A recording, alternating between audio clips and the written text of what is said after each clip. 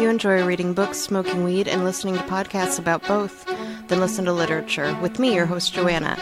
Every other Sunday exclusively on the Journey into Comics network at journeyintocomics.com. Let's sit back and get lit.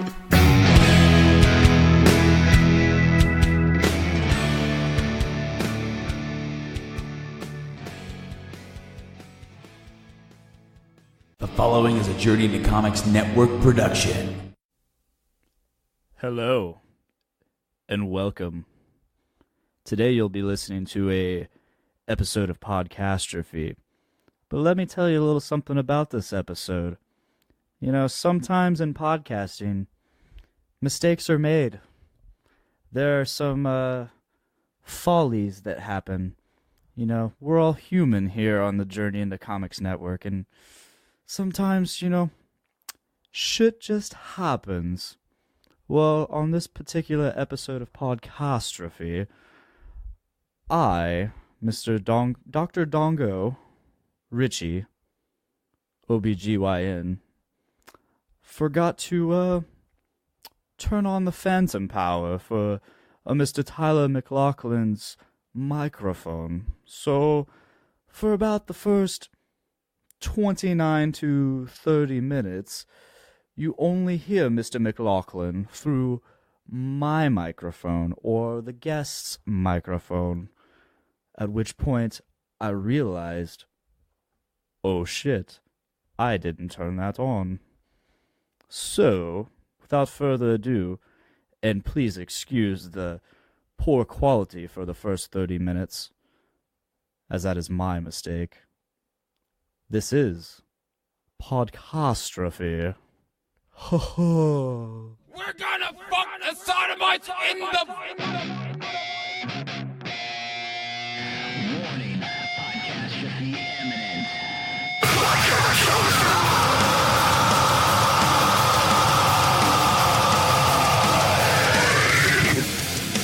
This is Podcastrophe with Dick and Tyler, and we're coming at you with a fistful of heritage on a podcast where anything goes and there are no safe spaces.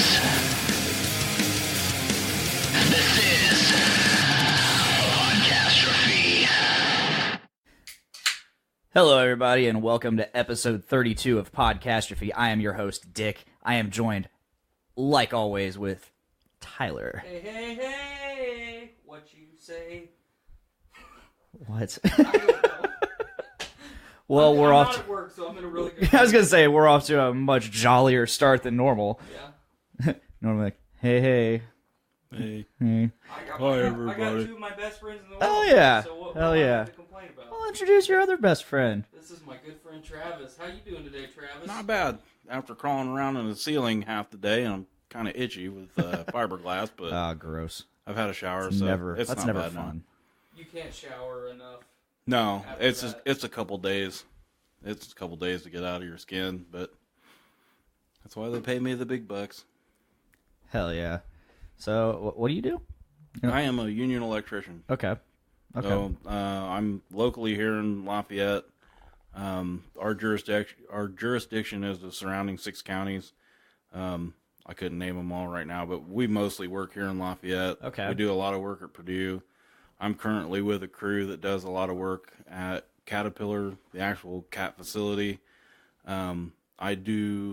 Over the past year, I've been doing a lot of service work for all the IU clinics in town, which would be Greenbush, West Side, South Side, Ferry Street, Salem Street, which just closed back in January. So they took everybody that was in Salem Street and split them up. I didn't know they closed it. Yeah, so they split them up between Ferry Street and Greenbush. So they've been dumping a lot of money in the Greenbush facility to, get it up and running and get it to where they're accepting all these new doctors and nurses and stuff. It didn't make sense though. It makes sense that they closed it because it doesn't make sense to have Greenbush, Salem, and Ferry Street And the hospital. and the hospital all less than a block. And away the from School each of other. Nursing is right there too. So there's IU and St. E. They're all right there. And then you got the Lafayette Heart Institute, which is also in that same area. I would imagine not too many years from now, St. E Central will close too. Yeah, that. I've heard a lot of people talking about it, just because there's not really a whole lot of shit going on down there. Yeah, no, I'm surprised they closed Home Hospital before they closed that one down there. I mean, Yeah. they tore it down to the ground, and then, I mean, they got it down fast too, and then it was a giant hole. There's no money in an empty building. You know what I mean? Yeah. Your friend Andy Dietrich says you don't work very hard. It is what it is. Yeah, if whoever's in the chat today, please just go ahead, leave some comments, ask questions. We'll talk to you. The way that I look at it, I get paid to work. I don't get paid to work hard. Yeah. True. I mean, work harder than he You have a does. He drives around a golf cart all day at CAT, so. Like you're expected to work to a certain level, but you should never exceed that level. Because then the expectations of you get raised, and then you're fucked. Mm-hmm. Or they just laugh at you, and they're just like, you're working way harder than what you're paid for. Yep. That's above my pay grade. Yep. The way I work is 30%. I put in my 30% and I'm good. I'm what is known as the bare minimum. I get it done. I get it done, and I get it done good enough. Yes. That's how you do it. Oh shit, we got Alex Taylor in the chat. Not saying anything yet, but said she just joined. What's up, Alex? Shout out. Thanks for being here. Yeah. I'm gonna open my beer. I want beer. I already opened my beer. Yeah. The delicious platinum nuggets from 450 North. Oh yeah. Travis? Which we can begin to talk about that. Travis had the inaugural drink here. What'd you think of platinum That was nuggets? pretty good. Would you drink this again? Yes. Everything that I've had, I can't say it enough, everything that I've had from the Nugget series is good. I have not had a bad one yet. So. Yeah, it's they've all been even the because they had the fudge nuggets, they had the cocoa nuggets, and the cookies and cream nuggets, all of which are kind of stouts. The fudge nugget's the one I have not tried. Fudge was really good. I'm not a stout fan. I do not like stouts, but I have enjoyed every single one of those. The fudge was my favorite. They go above and beyond what a typical stout would be, I think, which is why you enjoy it. Yes. Because it's not just plain stout flavor. There's more there for you to enjoy. Before we move on, Andy says, ask Travis, why are you the way that you are? Every time I try to do something fun or exciting, you make it not that way. Classic. Elaborate. Yeah. Let's get down to the bottom of why are you the way that you are? Just years of oppression and Like anxiety, just all around oppression from my friends, my family, I lift you up. especially Andy. He's Yeah, he's a piece of shit. he That's knows how to push my buttons. That's my longest tenured friend in existence. And he had the opportunity to be on the show tonight, and he turned me down. What a bummer. You could have been on this. This could have been you in this room drinking some beer with us. Shit talking Travis face to face. Yeah. And you're not. So that's a loss in my book. Yeah. Podcastrophe 1. Andy Dietrich. Nothing. I put up 2. Yeah. I was like, eh. The Travis book. Almost had 2 points, but Yeah, you almost did, but I took it away because Blames the podcast not to. I am hell not. hath no fury like I'm not a the- podcast Nazi. like the host of Podcastrophe. I did not. I did not say that. I did not. Hey, Brittany, what's up? That's my cousin Brittany checking us out all the way from California. Hell yeah, what's up? So what do you got brewing over there on your knee? I got this fresh fruit milkshake IPA. It's blueberry. Apparently, Yes.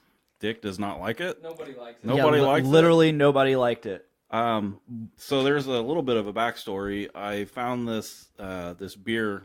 It's blueberry infused beer called Wild Blue, and I bought some. I really liked it. I was talking with T-Mac about it, and he's like, "Dude, I'd love to try that." So when 450 North came and took over the bar at Jerry Lee's down at Market Square, I brought, I don't know, it was like 2 or 3 or something. 2 of them. I brought 2 of them and gave them to him. He's like, "Hey, we'll check us out on the next podcast." So, of course, I'm like, hell yeah, man, you're gonna love it. It's really good. It looks like grape juice, and it's got blueberry bits in it, and I really enjoyed it. They did not. We did not. Yeah, we did follow through, and we did, in fact, try it live on We Podcastrophe. drank almost all of it. I did not. I did not. I took a drink. I took a couple swigs of it just to make sure I didn't like it. I even made you take like an additional swig. Yeah, and I was just... With extreme prejudice, they did not like it. I did not. For spoiler alert for the live feed, but if you're listening to this via any of the services like Podbean or Spotify, iTunes, all that, this is happening after Fool's Week, so we're all back on our normal scheduled shows. The timeline has been It's rectified. yes. So last week, instead of Brews with Dudes, you got Brews with Babes, in which Foodies Watching Movies host Lauren Million hosted Brews with Babes, Dudes, Babes, Babe Dudes, Babe Dudes, and they actually tried Wild Blue on there. And what did they think? I haven't listened any further than my mixing of the podcast, but from what I gathered, they did not like it. I must be the only person ever that has bought some. We have a very large group of friends that are into craft beer, and not one person I have talked to about Wild Blue. Nick hates it. He fucking hates it. He hates it. I mentioned that we tried it on a podcast feed. He's like, "Oh," and I was like, "Yeah, guess what?" He's like, "Don't tell me." I'm like, "They had it on Brews with Babes." I did not.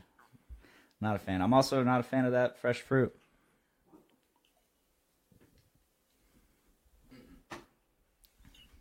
Take a secondary swig just to make sure. And a third. The follow-up. I had a Swallow it. third.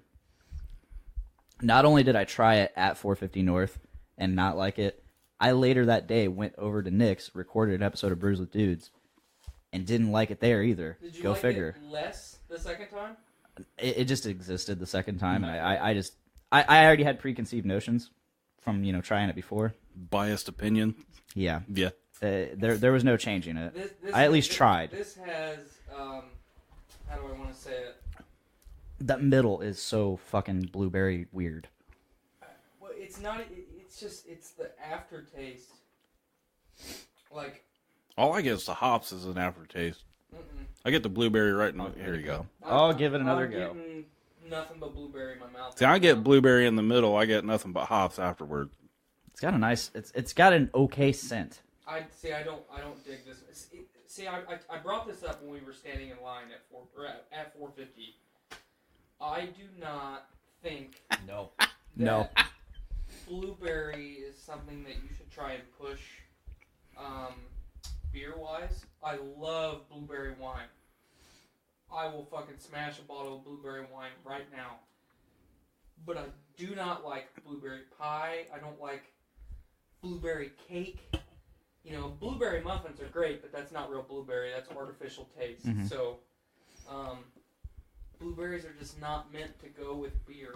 And between Wild Blue and now the fresh fruit, I can confirm that. I was really excited for this one. I had mixed surprised. feelings. But surprise was not surprised. Excitement was one of those feelings because I loved the fresh fruit pineapple that we had. That one was so good. We had that at the 450 North The Tap one Takeover. What was his name? I forgot. McKinley. The one that McKinley brought by, the rep brought by and let us all try. That was the fresh fruit pineapple. Oh, yeah. That was That was excellent. really I good. fucking dug that one. That was excellent. I loved it. I was a little bit biased because pineapple's my favorite fruit, but They had. I feel like there was another fresh fruit before that, but I never got to try it. you know what I would really dig if they continue this fresh fruit thing?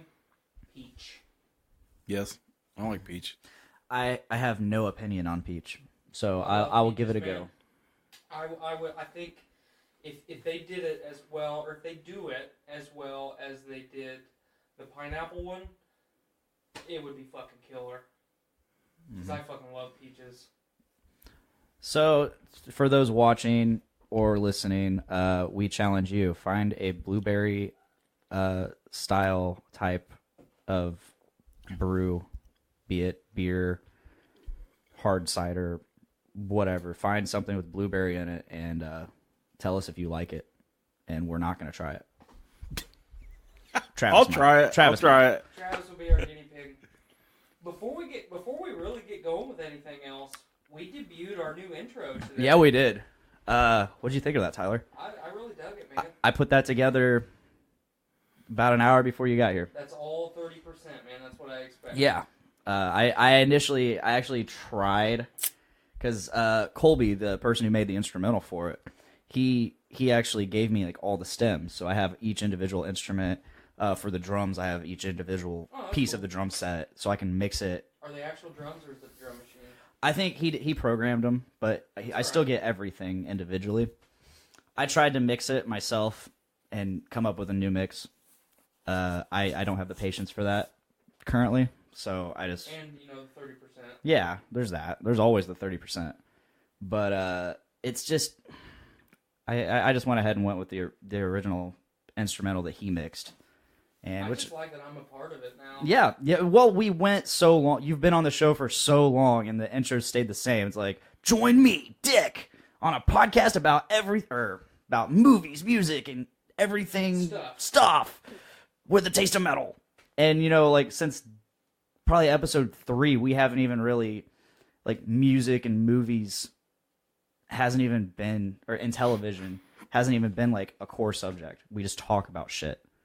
Here on Podcastrophe, we talk about shit. We've talked about I mean, no, we do talk about it, but it's not the focus. Yeah. Like the intro suggested, I would say. The way that I view our podcast, we are an ancient sailing vessel on the high seas with the winds in our sails, just going whatever direction it may push us.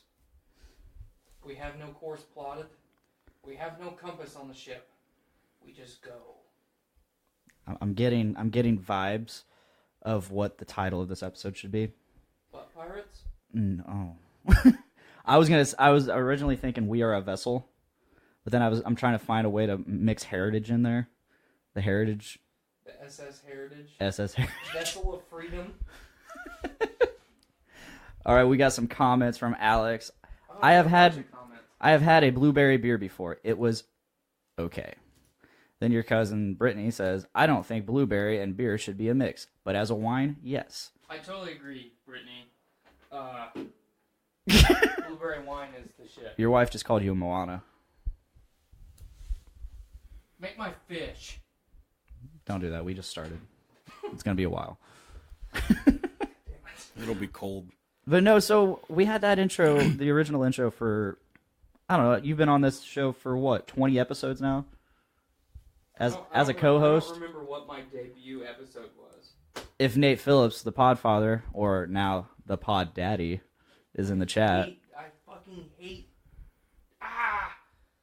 Why did our generation have to fucking start that? I think it's hilarious. Weird. It's weird as fuck, and I love it. But, yeah, if you're in there, find Tyler's debut episode as co-host. I know your debut episode. It was like episode 12. But yeah, that's right, because Richard was episode 11, and then I came the next week. So... And then I appeared on the show.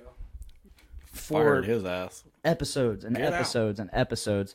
We've had the same intro, not saying anything about you being a co-host. I'm the sleeper. And I've had an issue with that, you've always gone and said, hey, it's your show, man. No, it's not just my show. It's our show. Our motherfucking show. Yeah. So, yeah. You're the wind beneath my wings. So I finally rectified that. I have a guy at work that sings that all the time, dude. Kind of like we talked about on Voice of Survival when we were singing fucking Kiss from a Rose. Yeah. My father-in-law. Oh my god. Shit That's good times, man. Yeah, it was. That'll live on forever. But so I mentioned Pod Daddy, and that came on. That was first brought to life. That name was first brought to life on last week's episode of Journey into Comics, at which point I hosted with Mr. Nick Maxon, and we had a special guest, and he's been on several Brews with Dudes. For those who couldn't tell who it was Mr. Austin Hill playing a character. And Tyler, this let's hear it, man. I could not listen to the episode. Like, this is no disrespect to you or to Nick or even Austin. Yeah. Because I like Austin. I like all you guys. It was a hard episode. But God fucking damn it, man. I appreciate the character. It was funny for like the first 5 minutes, and when you said grapploids, I about lost my shit. But I was also mad at the same time because I love Tremors. It's one of my all-time favorite movie franchises. And then you just kept going. And Nick would try and talk. And then Austin would interrupt. And then you would try and talk before Nick got a chance to talk. And then he would interrupt you. And then Nick would try and talk. And he would actually interrupt Austin, interrupting you, interrupting Nick. It was a conundrum of fucks, and I could not handle it. Yeah, it was as I said in our group chat, it was the most trying podcast I've ever tried to record. Like, I thought it was funny at first, and then it became overwhelming, and I could see it in Nick's eyes. He was like, "What did we get into?" There's no reason that should have been more difficult to do than Podcastrophe. And it was. And it had to have fucking been. It was. It was very. I mean, eventually we finally got into some like hardcore Star Wars talk, and it just, I don't know. It was still hard, but like we finally got Austin's character to simmer down. And actually, I mean, he's still interrupted. But that's the thing. That's their gimmick with Nick, is he gets interrupted on his show. I get it. I understand. So we were trying to take that to an extreme because it was Fool's Week. Right, I get it. I accept it. But yeah, it was a very, very difficult podcast to record. Yeah.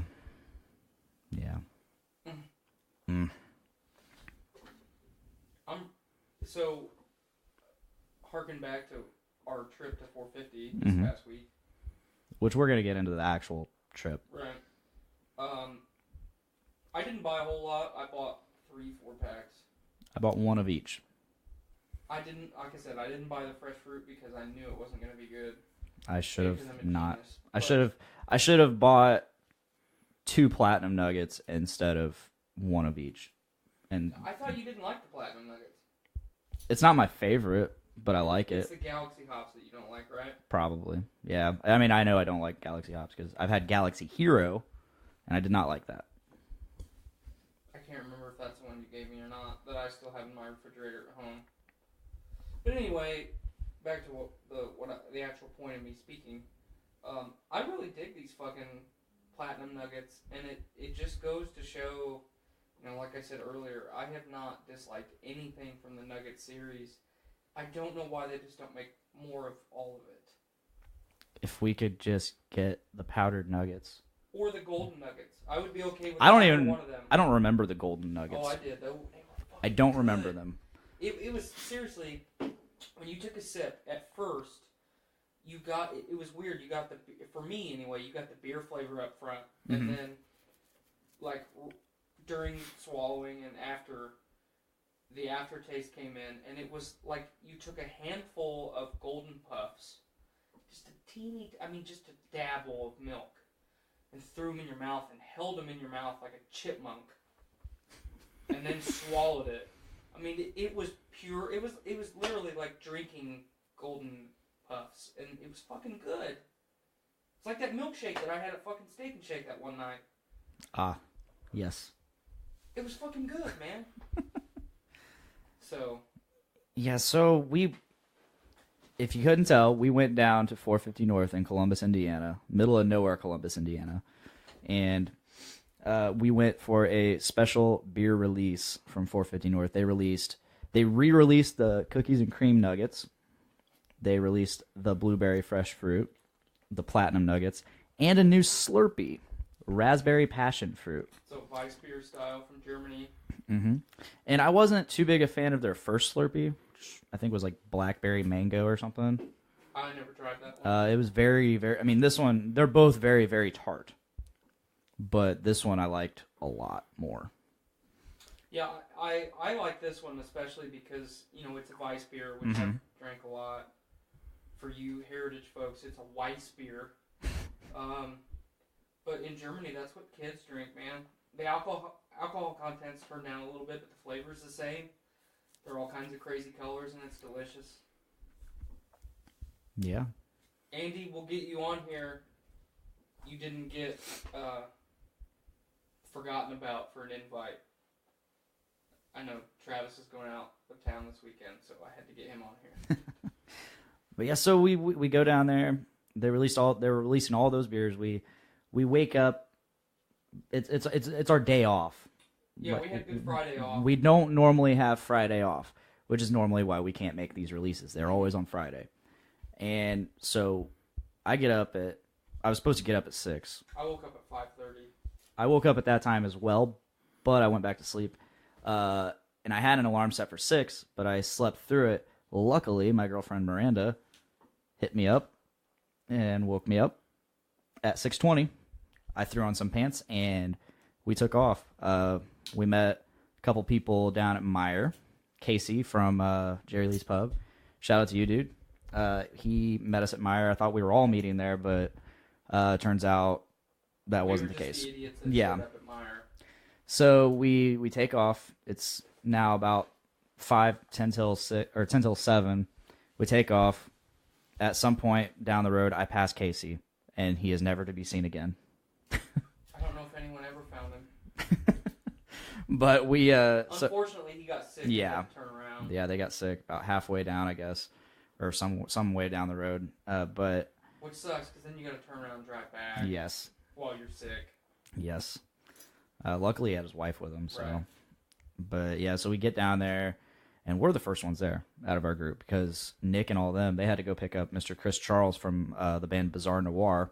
And Nick forgot his wallet.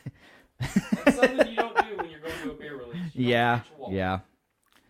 But so we get there, and it's cold as shit. There's already there's like maybe 15, 20 people in line. I would say there was like 12 people in line. Okay, we get there rather early for the line, and immediately they're all having fun, they're enjoying themselves. One guy walks up to us, and he's got a bottle of 3 Floyd's Dark Lord, which is a very exclusive beer. You can only get it at their Dark Lord event every year. And he's like, "Hey, you guys got tasters?" And we're like, "No." Well, there's styrofoam cups over there for coffee. Go grab some. So you bebopped over there and grabbed us some styrofoam real quick. I actually really dug the Dark Lord. I didn't like it because it's a stout. I dug it. But it was very extremely smooth. You would have liked it. It was very smooth. Do you want to know how much Dark Lord tickets are this year? They're $180. Yes. Right? They're $180. But the whole thing with Dark Lord release though is it's almost like a festival. It is now, right? It is because they have tons of live bands come and play. Like Mastodon played it. Yeah, it's not just local bands that nobody's ever heard of. Yeah. Mastodon fucking played it. And so like they'll release this beer once a year. They used to not give you as many. You would you'd get like maybe 1 or 2 bottles. Now it's like you get a 4-pack of the bottles. Oh really? They give you 4 bombers? Yeah. They're bombers. Okay. So he's just going around just pouring Dark Lord for everybody. He hit the whole fucking line, man. Yeah. And eventually they got to a point where they were like, "Hey, we're handing out wristbands." So we kind of lined up a different way. We literally so we were like 15th in line. Yeah. We took the line that we had established already, and they just pivoted it. Mm-hmm. And then we were in the same place in line, but they made us move for no reason. So I was a little bit perturbed at that, especially because it was early in the morning, and we were freezing fucking cold. It was pretty miserable. That was a long-ass drive, too. Yeah, like an hour and 40 minutes. Yeah. It seemed so much longer. Mm-hmm. Well, the drive is so boring. Yeah. It's just straight down 65 until you hit 31, and then it's like, we're in the middle of fucking nowhere now. Yep. It's actually at the 450 North. It's actually at the Simmons Winery, which I did not know.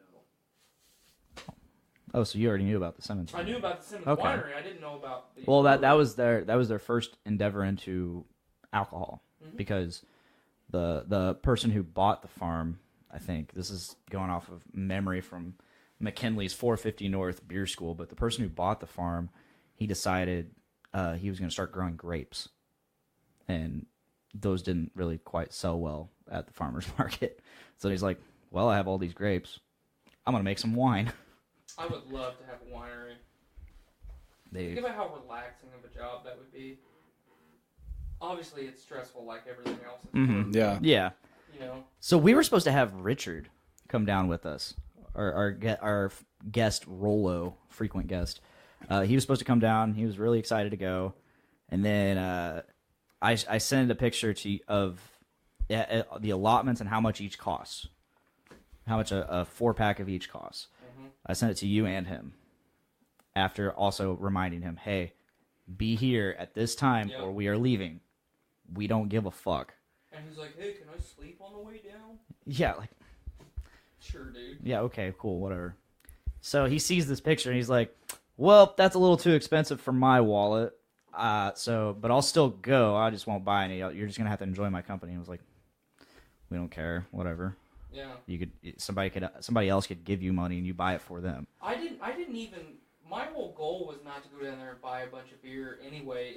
I just wanted to go check the place out because I enjoyed their beer so much, and then especially with like McKinley being such an awesome. You know, when I think of a product rep for a lot of the companies that I've, you know, especially small like startup companies, they're always fucking douchey ass people, or they're not very well educated on what they're trying to sell, or you know, just in general.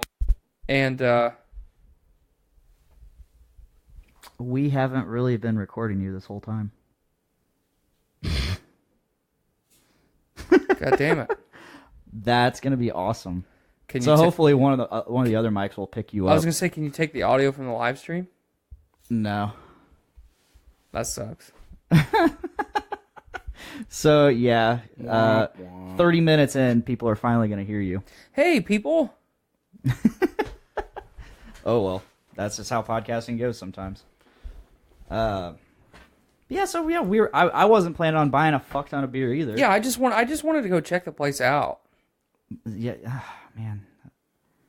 Oh, Nate, love from the Podfather. Hey, Pod Daddy. I haven't been recording for 30 minutes. Yeah, I just started noticing there was like no waveform where you were at. There they are. Now they're there, but hey. So Richard says, I'm not going to buy any beer. I'm just going to go down with you guys. And it's okay, whatever. And then he says, then literally morning of, hey, not going to be able to come. I got my wife and my daughter are sick. And part of me kind of just doesn't. A pod fail. Whap, whap.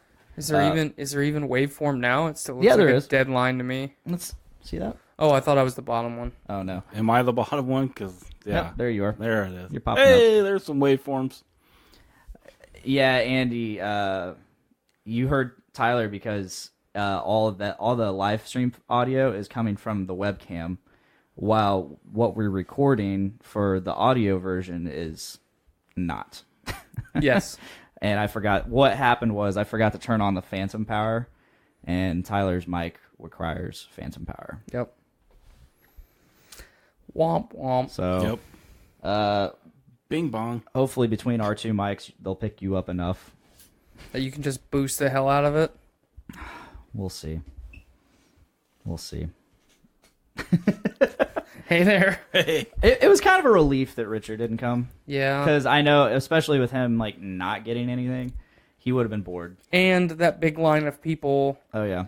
He would have been like, pay attention to me. Pay attention to me. Exactly. You guys sit there and eat that pizza, and he's just like, hey, you can finish that? Hey, are you done with that breadstick as you're sticking it in your mouth? It's literally in my mouth, and I'm chewing it. No, I'm not done with it. You want me to feed you like a bird? Shit. Yeah, yes. he would have been like, he would have just been like striving for attention. And chain vaping. And he would have just, it just would have been so super annoying. Does he know any cool tricks? No. Not really, no. Other than he can being a dumb. Just blow in your face, is that his trick? Oh, vape tricks? Yeah. Oh, I thought you meant just in general, because like he can pull up, every show he's on, he pulls up that guitar and just makes up a song right on the spot. He's very good at improv. Right on. Yeah. But very hilarious guy. Yeah, I was just really glad in general that we got to go check it out, and we had a good time. Even though we froze our fucking dicks off, we had a really good time. It was our day off work, so it was like kind of Ferris Bueller's style, you know. Without the Ferrari. Right. Unfortunately, without the Ferrari and the nice weather. But, yeah, I definitely my wife and I are already talking about making a trip down there because she wants to check out the winery. Yeah. Hit me up. Let me know. Me and Miranda will come down. Absolutely. I figured this giant man next to me would also want to go. I have never seen your cat that relaxed. Don't worry. I'm like the don't bother him. Animal whisperer. He just flicked his tail at you like, leave me the fuck alone. He'll do this. You're pissing him off. So tail twitch like. I My know cat does you guys parkour. talk about like Dicks? comics and Porn? but dicks and shit. But like comics and especially the last podcast I was watching, you guys were talking about Infinity War and all that shit coming Lots up. of theories. So, have both of you guys watched Full Metal Alchemist Brotherhood? No. Nope. No. Well, I'm not never big on mind anime then. and stuff. You're not into anime at all? Not really. Okay. Not even, what about Studio Ghibli stuff? The old Hayao Miyazaki? That is Spirited Away? I know that. Okay, you finally said something I recognize. That's but I Hayao sound- Miyazaki. That's I haven't Studio watched it. Ghibli. Yeah, that's good stuff. You haven't I know watched like... T-Max, Yeah, I'm big into... big in the Hayao. But you haven't watched like Kiki's Delivery Service or That's another name I recognize, but I haven't seen it. Howl's Moving Castle, Again, That's a great Recognize- one. I recognize all these names. Tales from Earthsea. I don't know that one. Did you Akira? ever watch Tales from Earthsea? Akira. Oh, yeah. I haven't seen that, but I recognize That's it. the very Akira's first great. anime that I ever watched, and Okay. that's what turned me on to animes in general, because I think I still have all your movies. I think you do. Akira, it's old too. The original copy of Akira that I bought was on VHS. It came out in like 84 or something like that. I mean, it's super old. And the great thing about anime and what really turned me on to it was, you grow up, you watch cartoons, Inspector Gadget, and that was one of my favorite cartoons when I was growing up. It was way before your Yeah, time. well, I no. mean, you know what it is, I've but seen old Inspector Gadget. I Right. liked it. It was So, actually a like, well done every day cartoon. I ran home from school, that's what I watched. Like right when I got home, it was on. So, it's all Nickelodeon, Disney, everything's all unicorns and rainbows and happy endings and shit. And then enter Akira. So I'm like, all right, I've heard a lot of good things about this movie. I'll check it out. So we watched it, and the opening scenes of it, and the synopsis basically is at the beginning there's two rival like biker gangs. You don't really know which one's good, which one's bad. They're biker gangs, so I guess in society's eyes they're both bad because they just go around and they pretty much fight each other all the time, and they destroy shit in the process. So the two main characters is Tetsuo and Kaneda. Tetsuo is the main the protagonist, I guess, and Tetsuo's like the older brother kind of, big brother kind of guy that's always looking out for Tetsuo, and they're getting in this whole biker war thing, and the other the biker gang's called the Clowns. Okay. So Very Kaneda, Juggalo-esque. he's younger. He's maybe 14, 15, and he can ride a bike, and the older brother guy has like this super deluxe, like very, what's the word?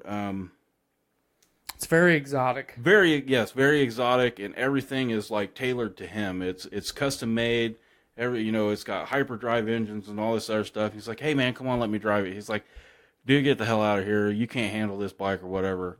So the Clowns come in. They say, hey, let's ride. We got to take care of this shit. They get out on the highway. And so I'm like, okay, cool. A biker war fight. I want to check this shit out. So,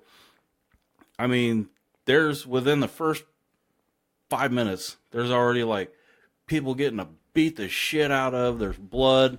It's very graphic. It's for very anime. graphic for 1984, and an anime on top of that. When you're used to watching Disney and Nickelodeon cartoons, and the thing that really, it was like that moment. It's just like, dude, I love this already. It was in the first 10 minutes.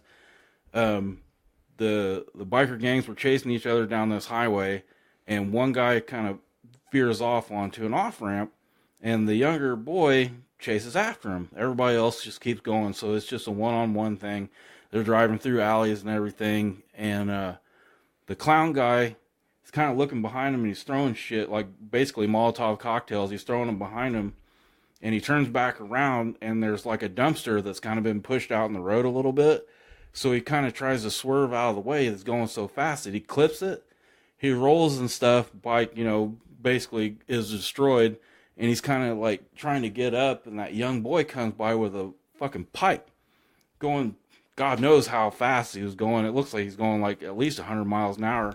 Just drives by him right in the fucking face. Hits him in the with a fucking head with that lead pipe. That's And I was like, boom, I love it. I'm going to sit, dude.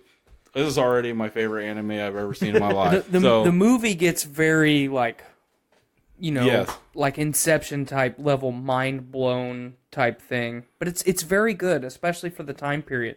Akira opened the door. And they didn't just open the door. It kicked the fucking door down. And it's like, look, America, this is really fucking cool shit. Check this out. And then, that set the precedent for Studio Ghibli and all the other great anime, not just the TV series, but movies and the mangas and stuff like that. It fucking kicked the door down and gave it to everybody. hell yeah. And the Studio Ghibli things are more, I wouldn't say like kid friendly, but it's a lot more happy endings and kind of, Well, it's not death and destruction and fucking shit up all the time. It is like they have their, they have their Disney, they have their Nickelodeon, they have their, Spike channel and, just ultra, not real, well, hentai, they got that too. But, Dick's Bukkake they got Palooza. like, their HBO kind of shit, and it's, the different genres, I guess, if you want to call it that. And the thing that Akira did, like you said, kind of opened the door and allowed the American public to kind of get into it, so they could broaden their Horizons. base, their horizon, and their fan base, and get more people to buy into it. That's why, especially like Disney bought Studio Ghibli 5 or 6 years ago, Okay. and Hayao Miyazaki, I was telling you, he's a very, very famous director in Japan. He was, Spirited Away, Kiki's Delivery Service, Howl's Moving Castle. Great movie. Tales from Mercy. Tales from Mercy, and a bunch of other ones that was his, that he directed and everything. And he did his last picture just, I want to say maybe 2 years ago now, and I don't even remember, Where the Wind Blows or something like that. Yeah, I haven't seen it yet. I have it. I've kind of been waiting on it. It's not bad, but every movie that you watch from Studio Ghibli, all the characters are drawn the same. They all have the same facial features, the same eyes, the same voice styles. One of my other favorite Miyazaki movies was Castle in the Sky. Cloris Leachman was one of the main voice actors in that, and what the hell's that guy's name from Dawson's Creek? Vanderbeek? What? James Vanderbeek? Yeah, James Vanderbeek was the main male role. So they used like A-list voice actors to do these roles for Studio Ghibli stuff. And I mean, you if you heard Cloris Leachman, you would know right away who it was. But like James Vanderbeek, when he was a kid, you would have never known. Yeah. Hey, that's Dawson. No, because you wouldn't know that. Or shit. What's the? We've watched it together. God damn it, I can't think of it. The name of the other. My favorite one? Are you talking about another movie? Yeah. Princess Mononoke? Yes, thank you. That's my favorite. Yes, that Studio is another Ghibli. one. Great movie. The awesome thing about the Studio Ghibli stuff is not just the content itself, but when you watch it as a child or a teenager, you see certain themes and you fall in love with certain characters. And then, especially with the majority of the movies, the themes are so powerful, and there's a lot of them that are geared towards themes about family and friendship. And then, there might be another couple movies that's all about nature and preserving the earth. And there's so many different themes that go down. But as you become an adult and have those family ties and you look at the themes different, and then you appreciate the movie so much more. I saw Akira later on down the road. That was probably the fourth or fifth movie type like that I had seen. But Princess Mononoke was the first major anime movie that I ever saw, and it just happened to be a Studio Ghibli film. I picked it up at Hollywood Video, rented it for like $1 rental special or something, just because, like we talked about a couple episodes ago, people today don't fucking appreciate the fact that you used to have to go to the movie store on Friday night. Yep. Blockbuster. I was a big Hollywood Video guy. Video Express. Yep. Yep. Or a Video Update Before here in Lafayette. That Video place fucking Update. sucked, Update. man. Yeah. Wow. Or Amazing Video on 350. That was a good one for a while. But Yeah, I forgot about Amazing Video. Do you remember Suncoast Video at the mall? yeah. I got so many Godzilla films from there. Oh, I did too. Hell yeah. But so, I was running through the store and they didn't have a movie that I wanted to watch, so I just grabbed it because the box art looked cool, and then I fucking fell in love with that movie. So That's awesome. So Travis, I noticed you finished your blueberry, I did. and Oh, it's empty.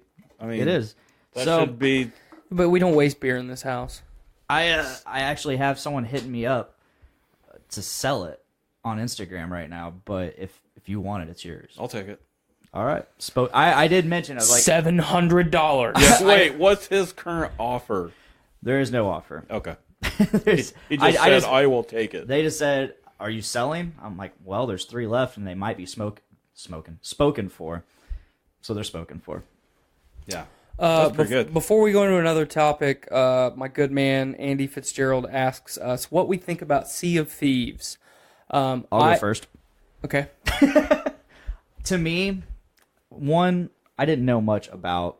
I had heard nothing about Sea of Thieves before it came out, because I also haven't really been paying attention to video games and all that. I've been Jacking off. jacking off and Jacking off. hard into fucking Monster Hunter, blowing Between my load, naps. all over that Monster Hunter world. We've both put over 150 hours in the game. I'm this at point. 155 right now. 164. You can drink the rest of that if you want. I could be a lot higher level, but it's whatever. But no, so I Sea of Thieves to me is, I'm going to consider it a hype game. Like Overwatch. Overwatch, Fortnite, PUBG. I like PUBG. It's fun. I'm not saying they're bad games. They're just not for me. I'm not into the battle royale. I'm not I know Sea of Trees isn't a battle royale. Sea of style Trees. game. Sea of Trees. That's a band that I like. Good God, Blaine. Ryan Strain, the guy who does the Rico, the subliminal stuff. That's his other band, Sea of Trees. That's right. That's right. But Sea of Thieves, corrected. You're welcome. Dexter's just staring at the door. He's staring at that cable. Oh. But Sea of Thieves, I know it's not a battle royale style game. It's more of an RPG. But one, I'm not in the animation style, and two, it seems like a hype game that's going to die off in another month. For Honor? For Honor? See, that pissed me off because I had really high expectations for For Honor. I did too. I played it longer than anybody. You did? But as far as Sea of Thieves goes, I have not played it yet. I know a lot of my friends' group, you, Big Andy, have played it a lot. And Little Andy. And Little Andy and Frank Carrillo, shout out to you if you're watching. I know you fucking played it more than anybody. But I compare personally, and this is the big comparison on the internet right now, is Sea of Thieves to No Man's Sky. No Man's Sky was super fucking hyped before it released. I bought it on release day. Apparently it's playable now. I tried it again. It's still not. How recently? Like 2 weeks ago. Oh, wow. It's still not really any different. But Okay. so it's the same. I don't know. It's the same kind of thing. Yes, you get to do pirate shit with your friends. But if I'm playing a pirate game, number one, I don't want to play in first person. I want to play in third person. I want to see my motherfucking pirate that I create. Number 2, I want to actually do meaningful things. Yes, I'm sailing. That's badass. I can do that in Black Flag and have more fun. Yes, Yeah. I can go hunt treasure. I can do that in Black Flag and have more fun. I like what you said, the art style. Shout out to you, Rare, for trying something that is kind of bold, and that's your expression, but that fucking art looks stupid. It looks like bad Cartoon Network shit. Yes. And then all of the upgrades in the game, everything that you buy in the game is cosmetic. Great. So that's the same kind of, yes, I appreciate the fact that it doesn't have loot boxes, like you're not paying to win type shit. But actually give me a reason to devote my time to it. Yeah. Speaking of pirate games, do you know Bethesda? I'm pretty sure Bethesda did it, but the original Pirates of the Caribbean video game for Xbox, Yeah. OG Xbox. What about it? That was like a first person. It was like Elder Scrolls, but Pirates of the Caribbean. I enjoyed it a lot. I traded.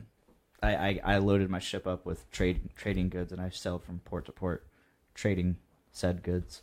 What do you think about Sea of Thieves, Travis? Have you played it yet? I have not played it. I've been very timid on buying it. I know Little Andy offered to give me $10 to get the Game Pass because it's free for Game Pass. He said he'd pay for a month for me so I'd play. I'm not interested. It's just I don't know what it is. I'm very involved with Monster Hunter, as with a lot of people are right now, playing that. And honestly, I am looking forward to May when Dark Souls Remaster comes out. Sorry, Blaine. When May gets here, you won't see me on PlayStation for a solid month. That's all right. God of War comes out this month, and I'll be done with God of War by the time Dark Souls comes out. I might be. I don't know. I've been thinking about busting out a new Dark Souls 1 character just to kind of have something to do in between time. I never played a pure Pyromancer on Dark Souls 1, nor have I ever played the DLC, which is what I'm most looking forward to. You're gonna like that when we get there. What is it? The Abyss of Artorias? Artorias of the Abyss. No, I had it backwards. But Andy, I don't disagree. Andy says that's the point. It brings back the old style of play. Though I do not disagree with you, I cannot argue one way or another, obviously, because I have not played the game. I have only seen what especially people are playing on YouTube. I do not like game. Okay, so I'm gonna go out and I'm gonna spend $60 on that game, and you are buying an empty product. The only thing you are getting is the camaraderie between you and your friends, and that is great, and I'm not saying there's anything bad with that, but when I spend $60 on a game, especially now, I want to get what I pay for. And Monster Hunter, I bought on opening night. I was in line with this dude right here, and I've put 150 hours plus into that game, and I still have shit to do, and everything I am doing is fulfilling, and nothing is cosmetic, and the art style is beautiful.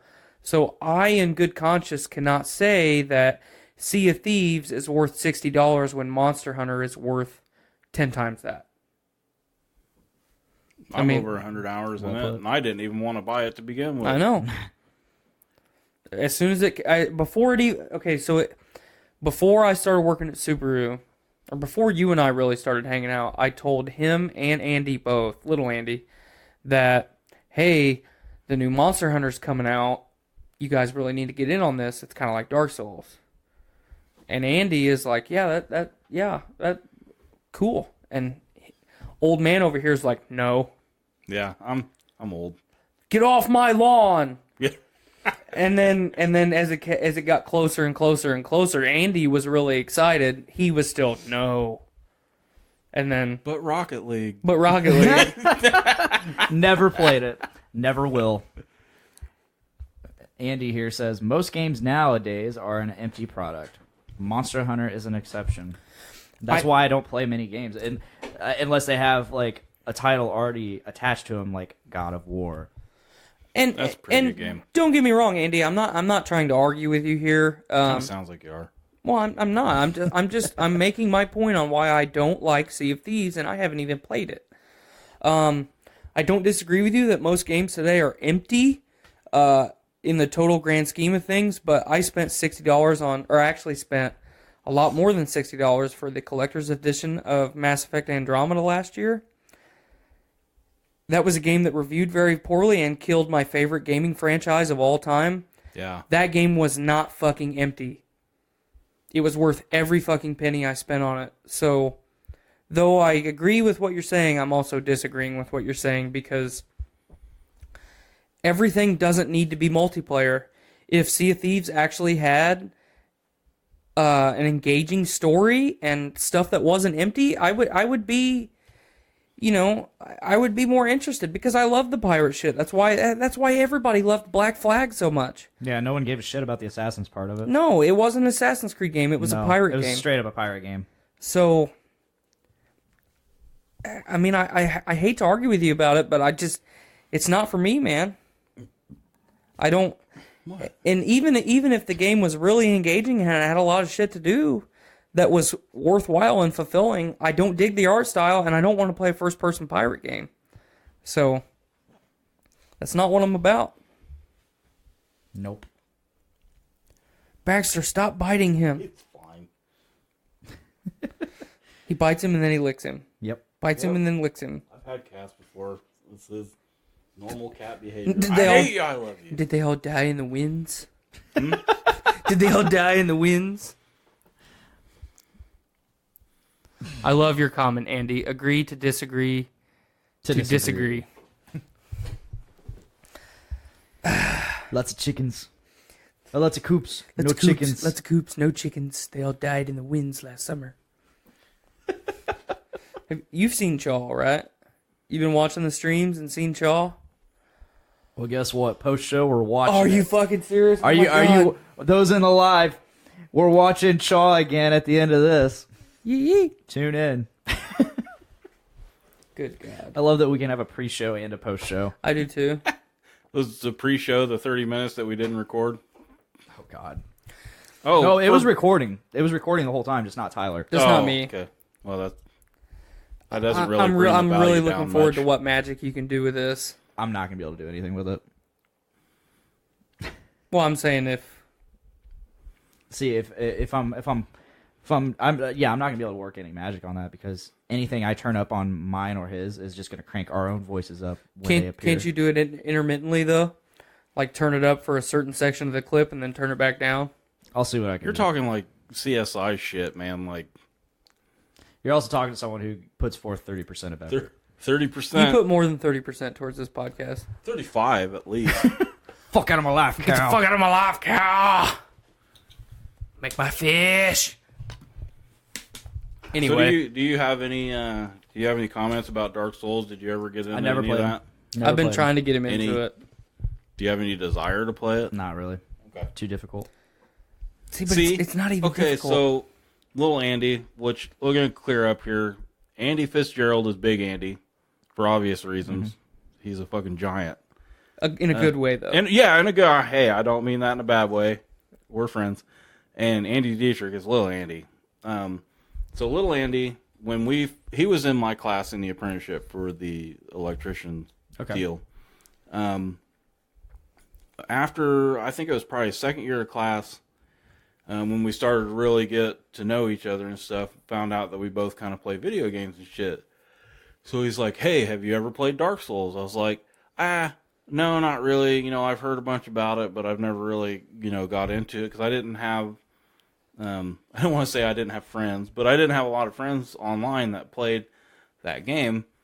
So he's like, "Hey, I have an extra copy on PS3. We both had PS3s at the time." He's like, "I'll give you a copy and I'll run you through it and we play it together." Okay. So next time at class, he brings it to me. He's like, "Go ahead and get started so you can kind of get the feel for the controls and, how stuff works. And then we'll get going after that." Because you have to get like through the first, starter tutorial area. The tutorial basically area before you can even Cooperate. co-op.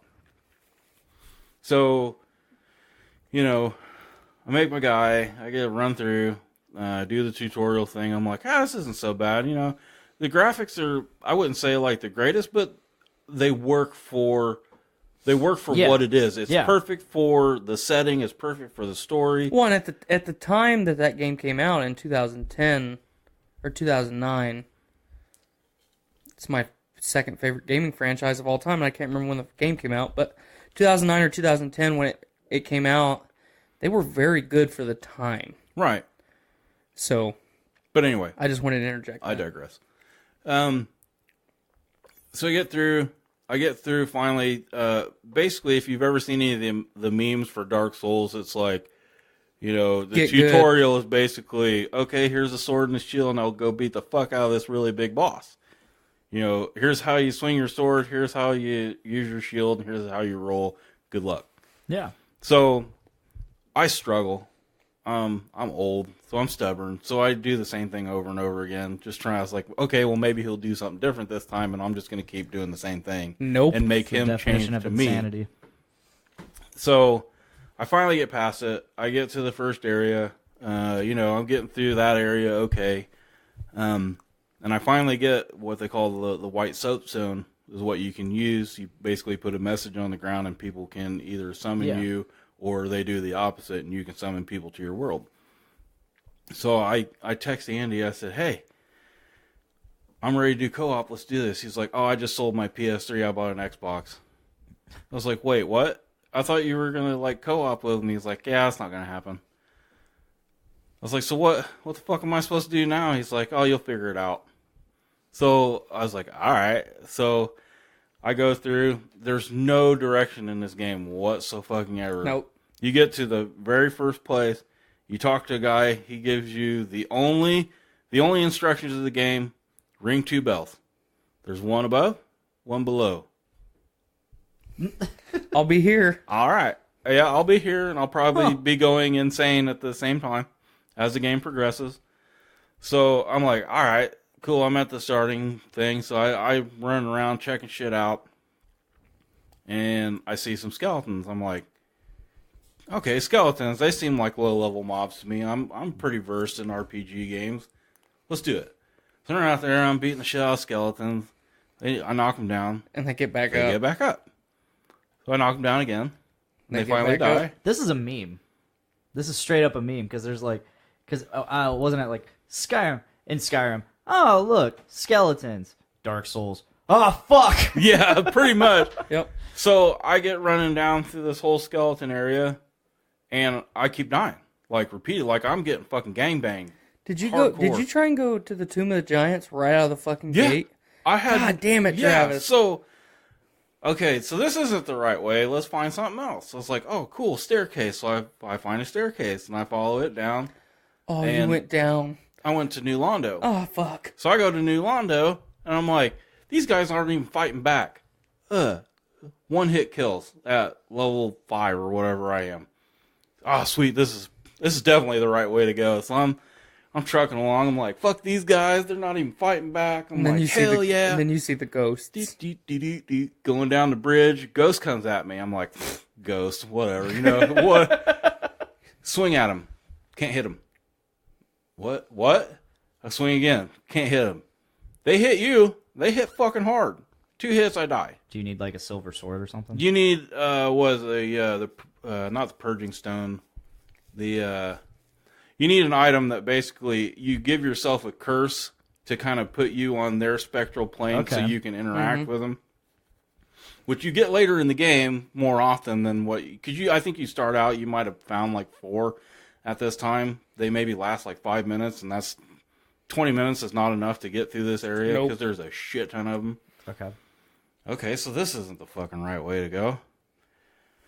So I fiddle fuck around for a little bit. I get pissed. I said, fuck this game, I ain't playing. I rage quit. Like a month goes by, Andy's like, hey man, how'd you do on Dark Souls? I was like, man, fuck that game.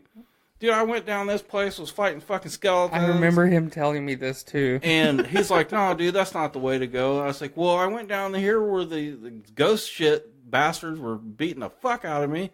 Dude, if you turn around and go left, there's a staircase that goes up. That's where you want to go. I was like, I didn't even see that. He's like, don't go down, go up. So Now I know. I was like, okay. So like every once in a while, like I'd get stuck and I'd text him, hey, I'm at so-and-so.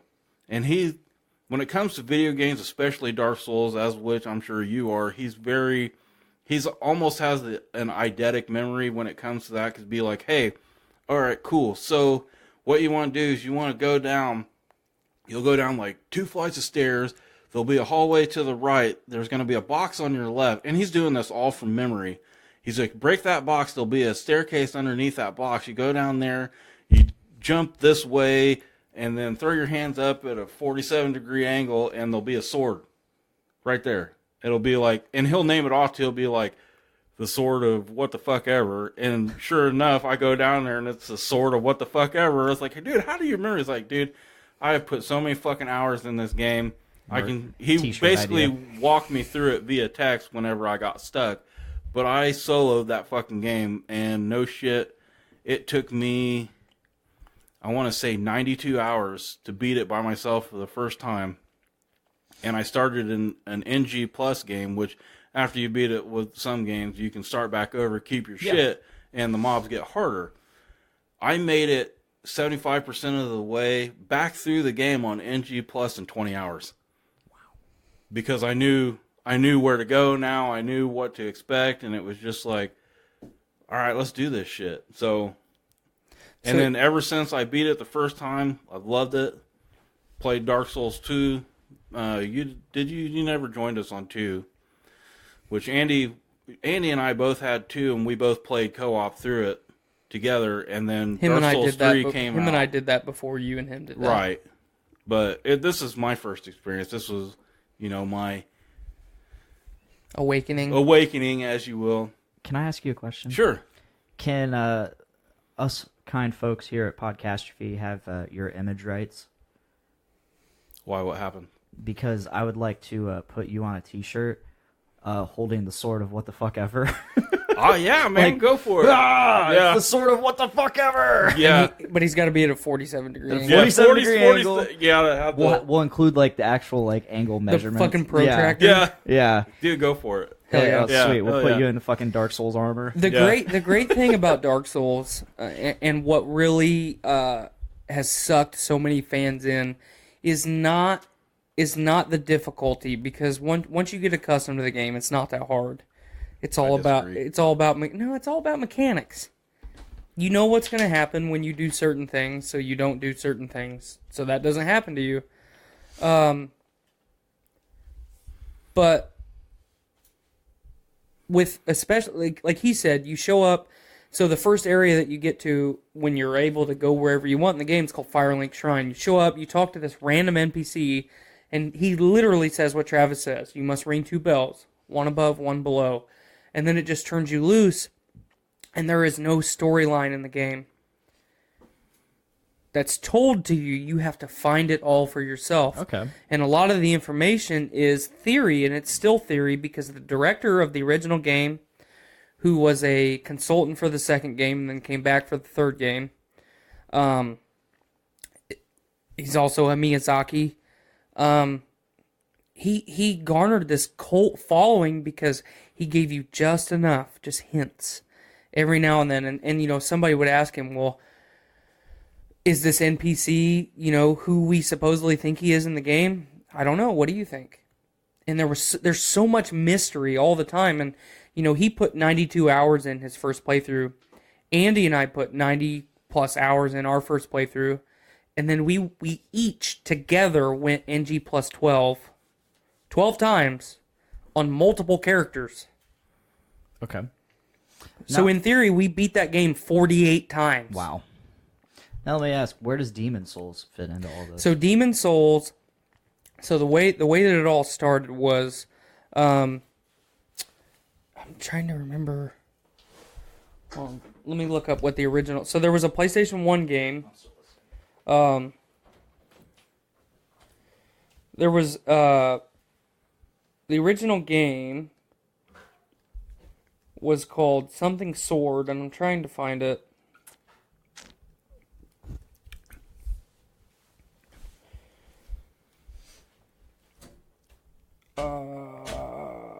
he's looking that up, I'm going to add to Yeah, that go ahead. The other thing that really drew me into Dark Souls is the replayability. It's just, you know what, you build your character, and the great thing about it too is that you can start out with, like, say, okay, I want to be a caster. So you start going with a caster, and if you've ever played Bloodborne, which I know he has, very similar game styles where you collect, blood, what's the Souls equivalent in Bloodborne? They're like bloodstones? Blood Echoes. Blood Echoes. So Blood Echoes in Bloodborne, you got Souls and Dark Souls, and you use those Souls to buy level ups, and you can put points wherever you want them across stats. So if you start playing a caster and you don't like it, you can change your character. Basically, you can just start okay, well, this isn't working out. I want to go, heavy weapons and stuff. So you start pumping points in strength, and you still keep your basic level spells that you already started with. And okay, well, now I don't like this. I want to go more dex weapons and stuff. So you start putting in dex and stuff like that, and stamina and whatnot. And you can mold your character the way that you want. Then when you beat it, you can start back over and say, well, I want to try a Pyromancer this time. So you start with a Pyromancer and you start playing that. And just the mechanics of it are just phenomenal for a game that, getting your $60 out of a game. Yep. Yeah. I mean, $60 time and time again. So you can get back out of it. I figured out what I was trying to say. Milkshake. That's very, very good. Pretty awkward milkshake. By Brewlink. Love it. The Dreamsicle was even better. Anyway. Yes, much. So the Kingsfield series of games, PlayStation 1 games, inspired Demon Souls. So Namco Bandai and Namco Bando? Yeah, Namco Bando, Cabbage Patch. But That's pretty good. Namco Bandai and the director of the Souls games, Hidetaki Miyazaki. I butchered his first name because I'm not Japanese. That's my heritage. Arigato. Yeah, Mr. Roboto. But so he looked at what the studio FromSoft had originally done in the 90s, and they're like, man, we can do better than this. We can be a Skyrim level of game. We can make this shit. So with FromSoft and Namco Bandai, they produced Demon Souls, which was a PlayStation exclusive. It was almost an Xbox exclusive. Yeah. Sony offered them more money. I don't know any of the more details, but Sony cornered that market. So half of the studio, after Demon Souls had so much success, half the studio was like, well, we can't do Demon Souls on Xbox, but we want to make more money. Why don't we just do the same thing and kind of change it up a little bit and make it a spiritual successor, much like Demon Souls was to the Kingsfield games. Mm-hmm. So they make Dark Souls 1, and it blows the fuck up. And then the director Miyazaki's like, well, I'm gonna take a step back. You guys have seen what I've done now with 2 games. I will be a kind of consultant and like advisor for this game. I obviously will be around. I'm not going to drive where this game is going. So Namco Bandai makes another game, and it blows the fuck up again. And overall, in the trilogy, it is probably the most popular game because it came out right after I graduated from high school. So there was a lot of high school age kids that had heard my age group talking about how badass Dark Souls was, and they're like, well, the first one was really hard, but this one's not supposed to be as hard. And it was just as hard, but there was so many things in the game that made it accessible. People jumped in with the second one. And now all those people that got involved with the first and second one, and maybe the tail end of Demon Souls, are adults. We're all working adults now, and then they came out with the third one, which had kind of a rough development cycle. They talked about not even making it for a while and actually canceling it after the game was half done. Miyazaki came back, finished the game. It's kind of the crown jewel of the thing because the original Dark Souls is so great in so many ways. And then the second one improved on a lot of things, but it took a lot of stuff away from you as the player and made things easier and kind of cheesy. Like being able to port from... Being able to teleport from area to area.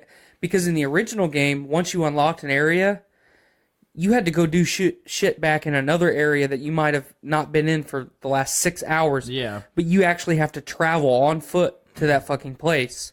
Which there are shortcuts and stuff that you can open up to make it faster. But you have to find that. You have to work for that stuff. So the second game took a lot of the work out, and then the third game was like the culmination of everything. It's, we're going to give you a little bit of teleportation. We're going to give you a little bit of foot slogging. We're going to give you all of the fantastic combat that you've had all throughout the series.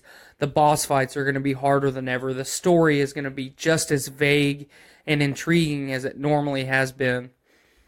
And then they finished the series and fans were like, fuck. Because most big fans of the series are just like us, where, you know, we've beat the game fucking 48 times. You know, there's people that have done NG plus 100 plus, you know, in the 150 range. And the difficulty of the game gets exponentially harder every time. So you imagine my NG plus 12, which is extremely difficult, NG plus 150 is exponentially more difficult, you know. So after the third one, Miyazaki and the original studio that was Sony exclusive that still had the contract did Bloodborne, which was the spiritual successor to the Souls series. And it's very Lovecraftian and, you know, Cthulhu-esque type stuff, and it is great, but it changes. It's still got kind of the same play style. That was free on PlayStation Plus last month. Mm-hmm. And it's PlayStation exclusive, which I found out after being extremely butthurt about it. That's why I bought a PlayStation, man. Yeah. Should I have gotten it? Oh, yeah. You didn't download it when it was free? Good God. I only download games that I actually know I want to play. Same. I didn't you missed out. I didn't know if I wanted to play it or not. I did luck out because they had MGS5, The Phantom Pain, for free, and I despite having already owned it, I went ahead and downloaded it just so I could always have it. I got a few other games on there too, but not many. Yeah, for anybody that's on the fence about any of the Souls or Bloodborne, fucking check it out, man. Dedicate some time and get involved in it, because if you love story-based games, there's enough of it there for you. If you love action and adventure, it's there. RPG, it's one of the best RPGs of our fucking generation. Yeah. Because it actually is an RPG. It's not a hack and slash. Right. Which at times though it can be. It can be. The thing that really upset a lot of people too is when Dark Souls 3 came out, they said, that's it. We're not making a Dark Souls 4. And everybody was like, haha, you're funny. I know you will because you love money. And they stuck to it. They said, no, we're done. That's it. Mm-hmm. So everybody's like, okay, so really, when are you guys going to make Dark Souls 4? 3 came out like what, last year or the year before? It's been almost 2 years now. Okay. I think it was like August of 16. No, I thought it was 15. To the internet. Yeah, to the internet. We're going to do it. But yeah, definitely check it out if you have time, because that's one of the games you have to devote a lot of time to. Yeah, and you know how much time I devote to Monster Hunter. It's your 30%. I love Monster Hunter. So I've got a random question to April 2016. All right. So 2 years as of this month. Yeah. Which little Andy and I bought the day one edition. We pre-ordered it like 3 months in advance. That's when actually the reason we had played, I bought Dark Souls 2 Scholar of the First Sin, which was because Dark Souls 3 was getting ready to come out, and I had never played 2, And he's like, dude, you got to get it. We're going to play through it, be done with it, do all the DLC and everything before Dark Souls 3 comes out. And we powered through it, and I had a blast. Did you guys do all the DLC? Mm-hmm. Because Scholar of the First Sin has all of it, Right. so we did all of it. Him and I only did a little bit of it.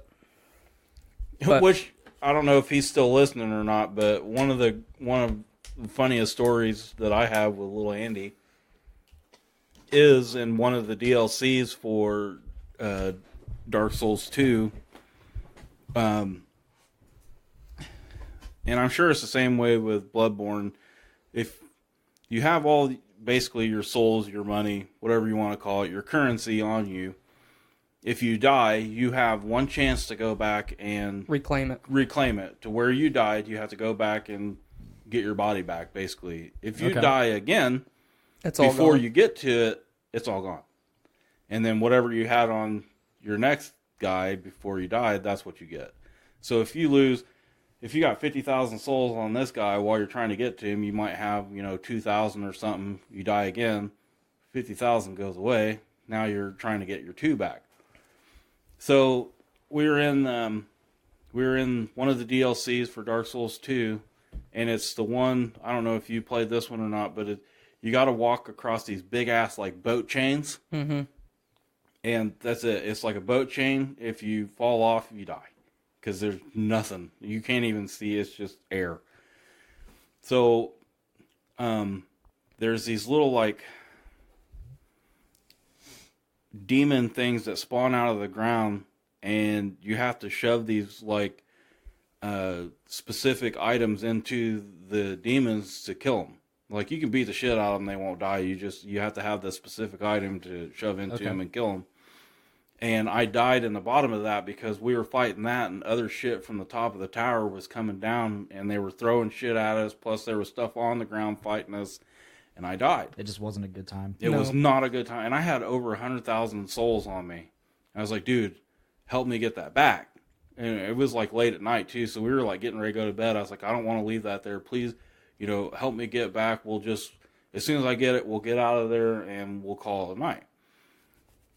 So we go and we're climbing up ladders and all this, fighting all this bullshit on the way to the tower. And Andy's in front of me and he's going on the boat chain and he's kind of doing this bullshit. And it's very narrow. Like you can kind of stand on the edge, like the, whatever you call it, not really the rendering, but the, you can kind of stand off the edge and still be on it the way the graphics look kind of deal. Well, I was following him. I was basically like, I was running. And he stopped. And I was right there. So I hit him, and you can't walk through people. So I hit him, and it pushed me off the edge, and I fell. Oh. And I was like, you motherfucker. He starts laughing. I'm like, that's not funny. He's like, haha, you died. I said, no. You remember what we were trying to do? I just lost 100,000 souls because of you. And dude, I was like pissed for like 3 days. Like I wouldn't even fucking talk to him. He's like, dude, it's just a game. You'll get him back. I was like, no, you fucking killed me. You son of a bitch. So he just brought it up the other day too. We were sitting in the cat trailer at work and he brought that up. And I instantly got fucking pissed. I was like, that is not a good thing. Don't bring that up. This reminds is a me fucking of hot button topic.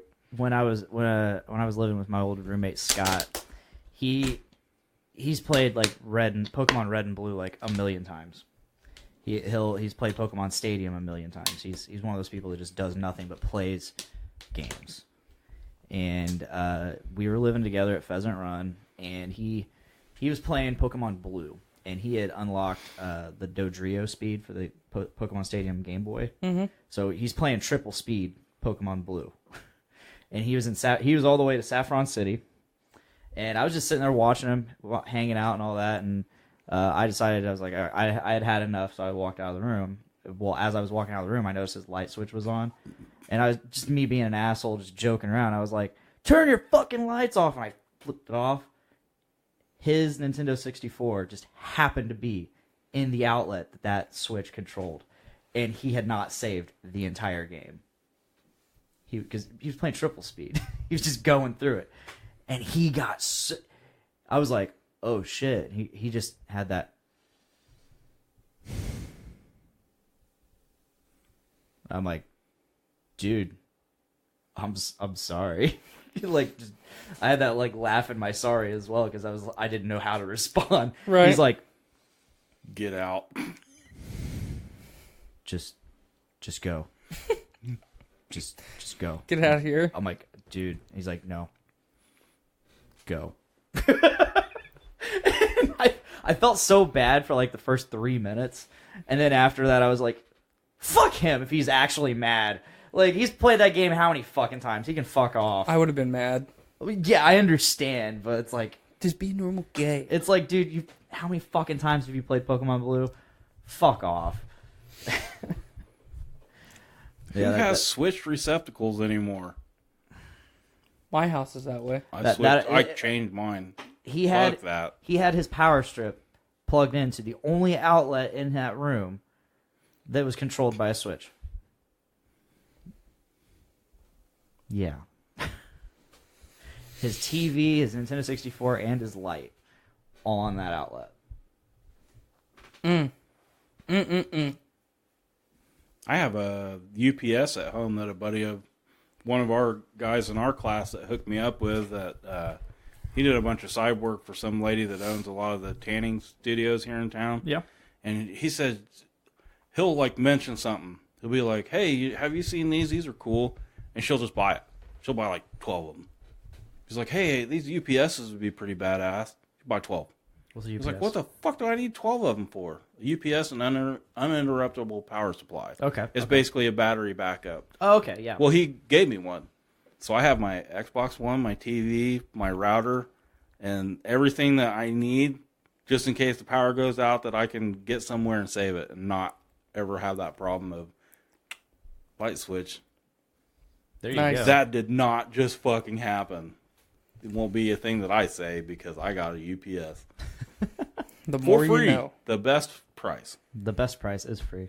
Yes. What was the more you know thing we were talking about before we even started? Because it was like a good more you know. Like, people need to know these things. I don't remember. Oh, well. Fuck them then. So, have you guys ever... Who in this room loves pizza rolls? Right here. Who in this room likes to dip their pizza rolls and stuff? No. Pizza rolls are great the way they are. They really are. But why not make them better? Or worse. I've done this a couple times. So you Dip take them in what? you take combination pizza rolls because the combination ones are the best. No Well, yeah. pepperoni. The combination ones are better Pepperoni than are the the best. pepperoni. No, they're not. They're the They best. have pepperoni in them. Yeah, but I don't like sausage. You like this sausage, you piece of shit. Now shut up. Miss me with that gay shit. Yeah. So take combination pizza rolls and some delicious Monocle's French dressing.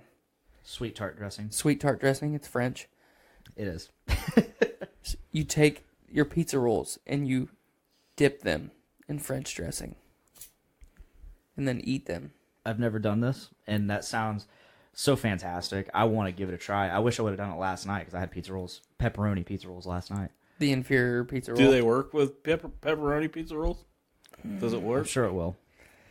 But let me tell you what I've done with pizza rolls. Shoved them in your ass. Nope. I have not done that The yet. combination ones. Shoved them in your urethra. Definitely not. I am not into shoving anything to my urethra. I can't say I will never ever get to a point of experimentation where I won't shove something up my ass. More than likely, won't. But never say never, I guess. However, Yeah, you probably so shouldn't say it never. I've done two things with pizza rolls in terms of trying to make my my giant pan of probably a whole regular sized bag of pizza rolls for one sitting. Rubbed them in a cat turd. No. One time, so I've done this twice actually. This particular thing, I've spread them out and thrown mozzarella cheese over it, seasoned the mozzarella cheese like I used to at Monocle's, and then I shoved them in the oven. Tastes amazing. Tastes absolutely I fantastic. bet that hits your gut like a fucking sack of rocks. Oh boy, it does it. And you will have the absolute worst most painful gas you have ever experienced in your entire fucking life. Okay, I'm gonna avoid that. It tastes so good though. I've got my sweet tart French dressing. I don't need Try it. painful gas. It's worth the pain at least once. At least once. So what's the second thing? The second thing, which I used to do when I was at Monocle's. So, backstory. When I first started working at Monocle's, we used Kraft Ranch, original ranch. Nasty Kraft Ranch. But it was, and I was like, okay, so that's easy to get. I can just go to the grocery store and get ranch for myself. Before Monocle's, I never ate ranch on pizza or anything like that. I never used ranch for anything. So I went and got just a little bottle of Kraft Original Ranch. It tasted different. It wasn't the same. I was like, what the fuck? So I go to Walmart. This is when I got my first apartment. My first outing on my own. We go to Walmart grocery shopping one night. Probably like one of the first nights we're in our apartment because our apartment was bare. Right. I see that Walmart sells the gallons of it. And that's what we had at Monocle's because we buy in bulk. So I get this gallon of fucking Kraft Original Ranch for $10. And I also bought like a little like dressing bottle for it. It was the same ranch. It was the ranch that I had come to love putting on my pizzas at work. Why is it different from the little bottle? I do not know. I don't know. It tasted different. It had a different consistency. I didn't understand it. But I decided to start trying it with my pizza rolls. And oh boy. So good. Yeah, I buy Marzetti Ranch. My breath is getting so heavy just thinking about it. Do we need to leave? Lips are getting wet. Which ones? Ooh. Hey. But yeah, I buy Marzetti Ranch because it's the only good store-bought ranch that I've you never can heard have. of that. It's the one in the refrigerated section. But it's either that or I make my own ranch at home. Nice. I would like to try your ranch. It's literally a Hidden Valley packet and some buttermilk. So why not just buy Hidden You're a Valley piece of Ranch? shit. Because it doesn't have any of the preservatives that Hidden Valley Ranch does that makes Hidden Valley Ranch taste like a sock. But what if you like socks? Then you like Hidden Valley Ranch. I do. If you're a regular person, you don't fucking like it because it tastes like shit. Regular person. You can't tell me right now I'm that not a Hidden Valley. that Hidden Valley Ranch or Kraft Ranch or fucking Ken's Steakhouse or fucking Uncle Ben's or whatever the fuck it is. Settle down. No, I'm getting If we're fired just up. talking about ranch I'm dressing. fucking heritage. You don't fuck with my ranch dressing. You can't tell me that ranch at a fucking restaurant. Tyler, do you see this? Yeah, That's where the heritage is. I saw it. That's the waveform that means heritage. You can't tell. I should get that tattooed. Yeah. But you can't tell me that restaurant ranch is the same as Hidden Valley in the fucking bottle because that shit sucks. All right. Okay. Change my I'm fucking, not change my gonna fucking stop mind. buying it, but okay. You just triggered the fuck out of me like Jeff Bezos does to Nick Maxon. So Jeff I want Bezos. you to sacrifice $10, get the gallon of Kraft Ranch. If I don't like it, will you take it? Yes. And give me $5? Sure. Hell yeah. $7. $7? $7.50. A 4-pack. I'll take it for $3.50. $7.50. $3.50. No, $7.50. Whatever. I'll buy it off you. Try it. It's different. I don't know why, but not long. The reason I bought it. You got to refrigerate that whole gallon though after you I fucking. know. I did, and I used it all. I bathed no, what I in would it. do- I jacked off What I would with do it. is I would take that dressing bottle that it was filled with it, and I would take it to work because we switched to the Monocle's Buttermilk Ranch. Fuck that shit. It's super garbage. ruddy and garbage. Yeah. Yeah, and it's not like made in store or anything. It's literally like we get tubs of it from the fucking Monocle's motherland. like the Wherever way the you fuck put that that. is. Which is yet to be determined. I'm guessing around Watseka, Illinois. Yeah. But yeah, So I would take that bottle and take it to work every day and just eat my pizza with it. Did you ever get judged for bringing a bottle of ranch to work? No. People are probably like, hey, Everybody is that else. ranch? I was like one of the few It's people there semen. that actually missed the ranch that we had, but they're like, it's just as good. I'm like, fuck off. It's not. That's fair. Uh, Don Pablo's had really good ranch. R.I.P. Don P. R.I.P. Yeah. this one's for you, Hey, Don. this one's for you. I'm drinking Tyler's beer because apparently he's done with it. I knew you liked the nuggets, so I was going to let you finish it. So while we're on the topic of food combinations, I got one for you. Assholes and dicks. No. All right. I'm going to say right now, one of the segments that I used to do for Journey into Comics, the segments are what spawned this podcast. I did a segment on weird food combinations, and This one would probably go on there. Sweet. But okay, so a little bit of backstory, like a micro section, if you will. My dad made this for me when I was a kid. Loved it. I don't know why. It doesn't even sound good together, but he made it all the time, and I don't know where he started making it from. Peanut butter and tomato sandwich. Close. But I made it for my kids. I have 2 girls at home. My oldest daughter, she loves them. My youngest daughter, nope. Won't. Not even. So, peanut butter and egg sandwich. Oh, fuck yeah. I'd smash a peanut butter and egg sandwich. No problem. Interesting. Fried egg. Fried egg? Yep. Okay. Not an over easy, not where it's a big mess. Because it's going to be a mess anyway because you're putting hot food on peanut butter. Peanut butter fucking melts and it gets everywhere. Right. Yeah, that sounds right. It is fucking delicious. Yeah. It is a good hearty breakfast too. Plus you got protein from the eggs, plus peanut butter, protein too, and then bread. It's not good for you. But hey, it's a sandwich, so Bread is the enemy, as I've it been is. told. So But have I given a fuck But about the hey. enemy? Never. peanut butter and egg sandwich, for those of you out there that are questioning it, just fucking try it. You'll love it. I may give that a try. Peanut butter and tomato sandwich is also very good. I probably I have won't not give tried a try. that. I love tomatoes though. Then you would like peanut butter and tomato. It's got to be good, fresh cut tomato Like at your house. beefsteak, like beefsteak tomato. I or- buy Roma tomatoes because they're smaller and they're Right. easier to put on a sandwich. So the odd food combination I had for my Journey into Comics segment, I can't remember what Brandon and Nate's were, but my weird one was, what I would do this. It originated in when I was in like middle school. I would bring my lunch, and my grandmother would pack my lunch every day. She'd pack usually like a thermos full of SpaghettiOs and meatballs, some grapes or carrots or something, a ding dong, Hostess. Not Little Debbie. No, not Little Debbie. Yeah, garbage. Host. Yeah, thank you. We know where it's at. Yeah. All right. I used to work for Hostess, but anyway, go ahead. So and then a small snack size bag of Doritos nacho cheesier. Is it nacho cheese or nacho cheesier? Nacho cheese, Nacho cheese. Okay. ranch. No, not the Cool Ranch. It's the nacho cheesier. Cheese. At one point, it was cheesier. It I was remember cheesier. It was Okay, a whole I'm not marketing crazy. thing, but go I'm ahead. not crazy. Thank fuck. Okay, so That's to So be we'll just determined. stick with nacho cheesier because it sounds cooler. yeah. I think it sounds douchey, but go ahead. Well, you know me. Yes.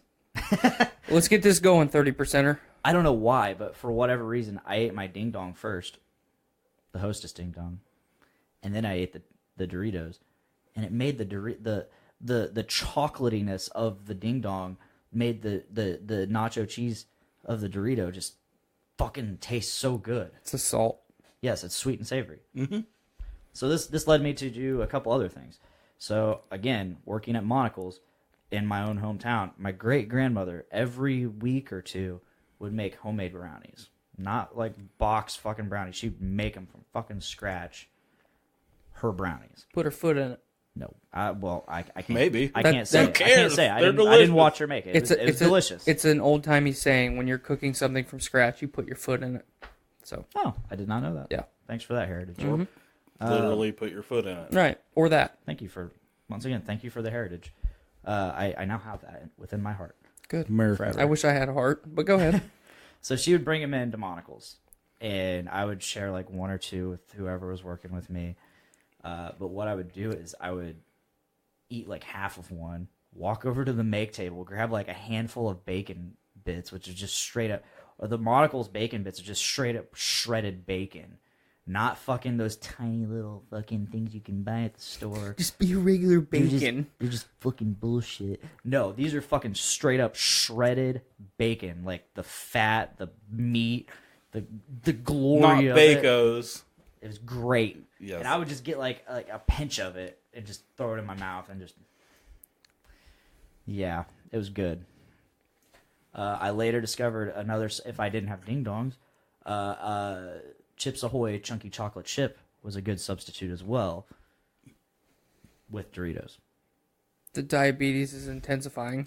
Yes. Yeah, Y'all are gonna it try doesn't this. need to intensify. If you over guys, for those watching, for those listening, please, for the love of fuck, go eat a Ding Dong And bacon. and then some Doritos or a nice fucking fudgy chocolate brownie and eat some bacon bits. Ugh, you'll love it. Real I swear to bacon. fucking God. You almost went ASMR there for a minute when you were talking about your Doritos and shit.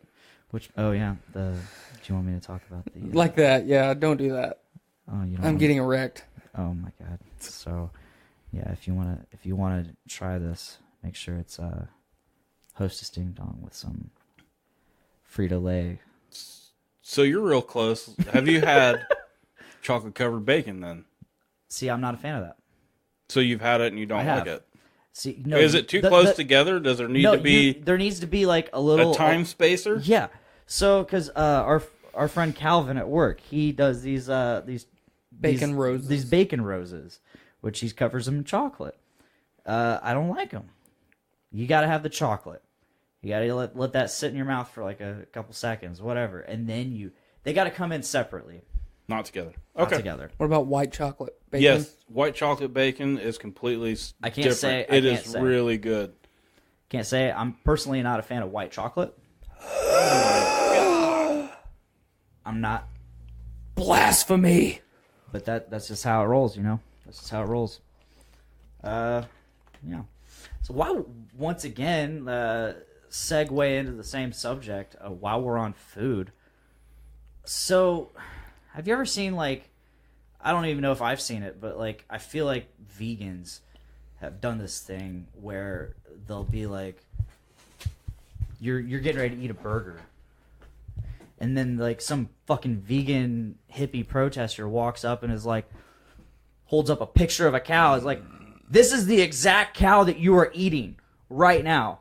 How do you feel about that? Go ahead, Travis. I feel great. If God didn't want us to eat the cows, he wouldn't have made them so fucking stupid and slow. He's not wrong there. So let me ask you. And I use God loosely because, as No, I get you. Tyler knows, that I'm very non-secular. I wouldn't say I'm like straight atheist. You're I'm agnostic. I can't buy agnostic, into so it. I need get it. proof. But that's a whole nother I'm subject. agnostic. I just don't care I'm Odinistic because I have faith that I'm going to go to Valhalla. because I have honor. Not that, but But The if way- they're eating a salad, do you go up and say, "Hey, look at this burger. It would taste great," or "You're killing fucking plant Or life"? do you see this grass? Do you see this lettuce growing straight from the ground? That's what you're eating. Like that. This is the exact lettuce, dude. So a like, cow shit on that? I've butchered animals myself. Yeah. I've created life. I've raised cattle from birth to fucking slaughter. I've been elbow deep inside of cows and pigs and people, and that was a joke. People. I didn't mean to say that, Yeah. but I did mean to say it. Who knows if I've really been elbow deep inside of people? Only Skylar would Oh, know. well, she doesn't even know. Oh, okay. But Or does she? or does she? But like,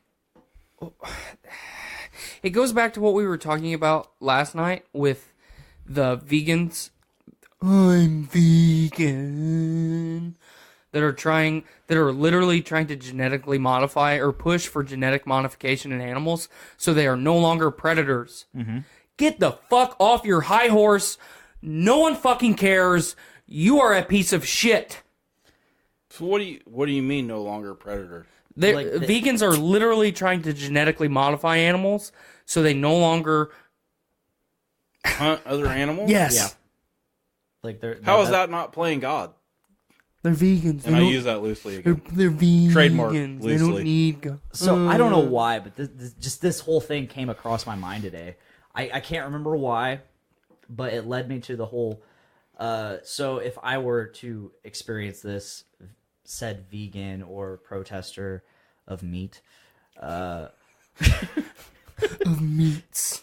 just eat regular food. Be a normal guy. Be a normal gay. If I were to experience this happening to me, I'd be like, that's cool. Like, because I like knowing, like, I think it's kind of cool seeing, like, things like reverse engineered, like, where it came from. Be like, fuck yeah, I'm eating that cow. Shit. That's a good looking What's cow. That's what cool. was his name? Like, now I know. Now I know where this fucking sustenance came from. The more you know. Yep. Like, I think that'd be so neat. That'd be so neat, like, to see something from start to finish, like, animal to food. Be like, wow, this over here on the right, it used to be this thing over here on the left, and it's so much bigger and alive. But it's over here now, and I'm eating it. Yeah, I've experienced that my whole life, man. I've literally wrung a chicken's neck until it stopped moving, and then plucked it. And, See, I've never experienced any of this, but like, yeah, plucked it and then cooked it the same day. like you always see those stories or some shit like of where like a boy is raising a cow or something, and then it's finally time, or a pig, and it's finally time, do the deed. And by deed, I mean not fuck it, but like, Yeah. That happened before. Yeah, that's like, but like it comes the time day where before. it comes time where like, okay, like this thing's it's ready to be eaten, and they're like, oh, what? Like you've grown the character in the Attachment. story has grown attached to it, and like it's raised it. It's its friend now. Fuck that! It's food. That just makes it that much more delicious. It's food. See, I like I said, I've grown up in an agricultural setting, so I've done all this stuff myself. I've had to slaughter cattle and hogs and do the whole shebang, but I've also flung arrows through the air and killed deer, and then as they're Oh, you've bow hunted? I'm a bow hunter. That has to be so cool. It's very satisfying. That has to be so much more satisfying than a gun. Eh. Like guns are cool. I'm all for guns, Same. but fucking bow, shit, yes. Yeah, I strictly archery hunt now. That's awesome. Mm-hmm. That's fucking awesome because I feel like that takes so much more talent, finesse. It's just not really. Really? Mm-mm. I feel like it's so much more of a skill. No, to be a good shooter, it takes just as much dedication and practice. Okay. I mean, there's a lot of disconnect between people who shoot guns and people who actually practice shooting guns and know about ballistics and Yeah. a lot of different stuff like me. But yeah, I am strictly an archery hunter now. I have flung arrows through the air and slaughtered deer, That's awesome. And That's then- so awesome. tracked them with their blood trail, and then gutted them and hauled them out. And then, especially with a couple years ago, I'm in my stand. It's starting to get dark. A doe walks in. I plug her. I fucking let that arrow fly. Boom. Takes off through the brush. Standard practice when you're a bow hunter is you knock another arrow because you never know what might come through. A better deer might come through. And like I said, I plugged a doe, so you never know. A buck might come through. So from the opposite direction, a smaller doe comes in. Well, I killed a doe and her yearling fawn within 10 minutes of each other. Wow. And then the fawn I took home and deboned myself, and then I ground up all the meat myself, and then I made spaghetti with it the next week. And then for like 6 months, I had free ground beef, which was not beef because it was deer and it was delicious. You're right. It's not beef. It's deer. It's the other Because beef doesn't come from deer. It's the other red meat. I've yet to have any deer meat or elk or anything. I've always wanted to try Both elk. are good. I've wanted to try elk. I've had a lot of stuff. Which would you prefer, elk or deer? Elk. Elk. Okay. They're very for somebody who's used to beef and like beef roast and shit. Venison and elk are very lean. Well, it depends. It depends on the region, because deer in Iowa, Indiana, Illinois, Ohio, they're not as lean compared to deer in Texas, because deer in Texas eat sage grass and scrub brush. Deer here eat fucking corn and soybeans. Deer in southern Canada eat soybeans and scrub brush and pine cones, and it's very region specific. But he's not wrong. They are a lot leaner because they actually have to survive. They don't just wake up and eat and then shit and then eat and then shit and then eat. They actually have to. Yeah, they're not bred for slaughter. They're in the wild. So Okay. And having said that, and knowing how to cook a leaner meat, you can fuck it up real easy. It takes no fucking effort at all. And then it becomes basically leather and tastes like shit. Well, and you have to cook deer meat to a higher temperature than. So most people don't understand this. I'll do a little meat science for us here for all the listeners. Please. Meat science. So I love meat science. So when you say I'm going to go to Texas Roadhouse and I'm going to order a steak, you have well-recognized ways to order a steak: rare, medium, well done. Okay, the doneness of the meat. People are like, well, I don't eat rare meat because I don't want to get food poisoning. That is bullshit. That physically cannot happen. As long as it's cooked on the outside, right? So the way that all of these cooking temperatures are deemed or set is based on the internal temperature, because that's where all the parasites or bad shit can be. So and it's strictly for, like, not beef.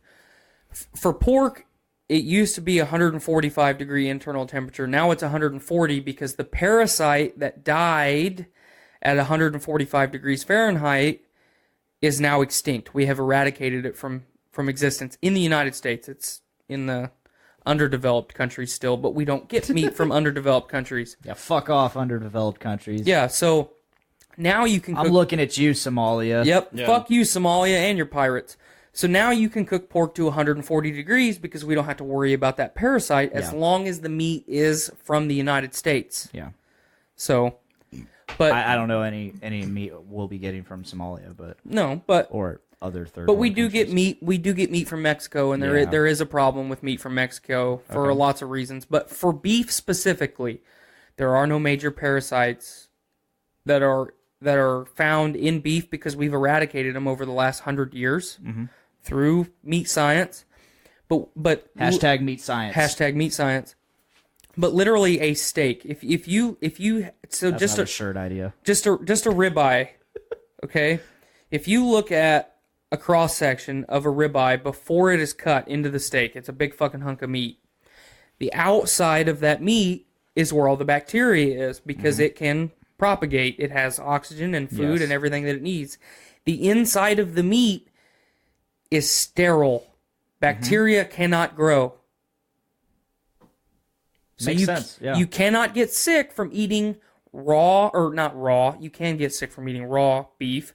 You cannot get sick from eating rare steak as long as the outside of the meat was cooked to the temperature to kill bacteria like E. coli, botulism, anything that could be picked up in transit or preparation. That's why we have blue steaks. Mm-hmm. It's cooked. Yep, it's seared on the outside, completely raw on the inside. There you go. Chicken, birds are dirty, disgusting fucking animals. So Cook the fuck out of those. you have to cook the fuck out of it. And seafood. What And about seafood. pork? See, part of the reason seafood has its temperatures is because there's not a good balance between farm raised animals and wild caught animals, because our fishing industry worldwide is so big. To cater to the demand of the world, we could not farm raise enough fish and shellfish to feed the population. So, but part of the reason that is too is as you cook seafood, it breaks down some of the harmful stuff like mercury, and especially with like sport predatory fish that have high mercury contents, tuna, fucking mahi-mahi, which is also known as dolphin, all that shit like that. Swordfish, shark. Swordfish is good. It's very good, but if you eat a lot of it, you die from mercury poisoning. So, but yeah, it goes back to I've said it literally hundreds of times on Podcastrophe. Do your research, form your own opinions, actually learn shit. You know, it is your responsibility as a person to learn shit. Yeah. As they say on Journey into Comics, fill your brain with shit. Because what fucking point is all of this other than to learn and grow and be able to pass that information on to other people? And not be spoon-fed shit. And not be fucking spoon-fed sheep full of bullshit. You know, I mean, I don't get why people, you know, so me personally, I don't watch the news. Because it's all, you know, fake news.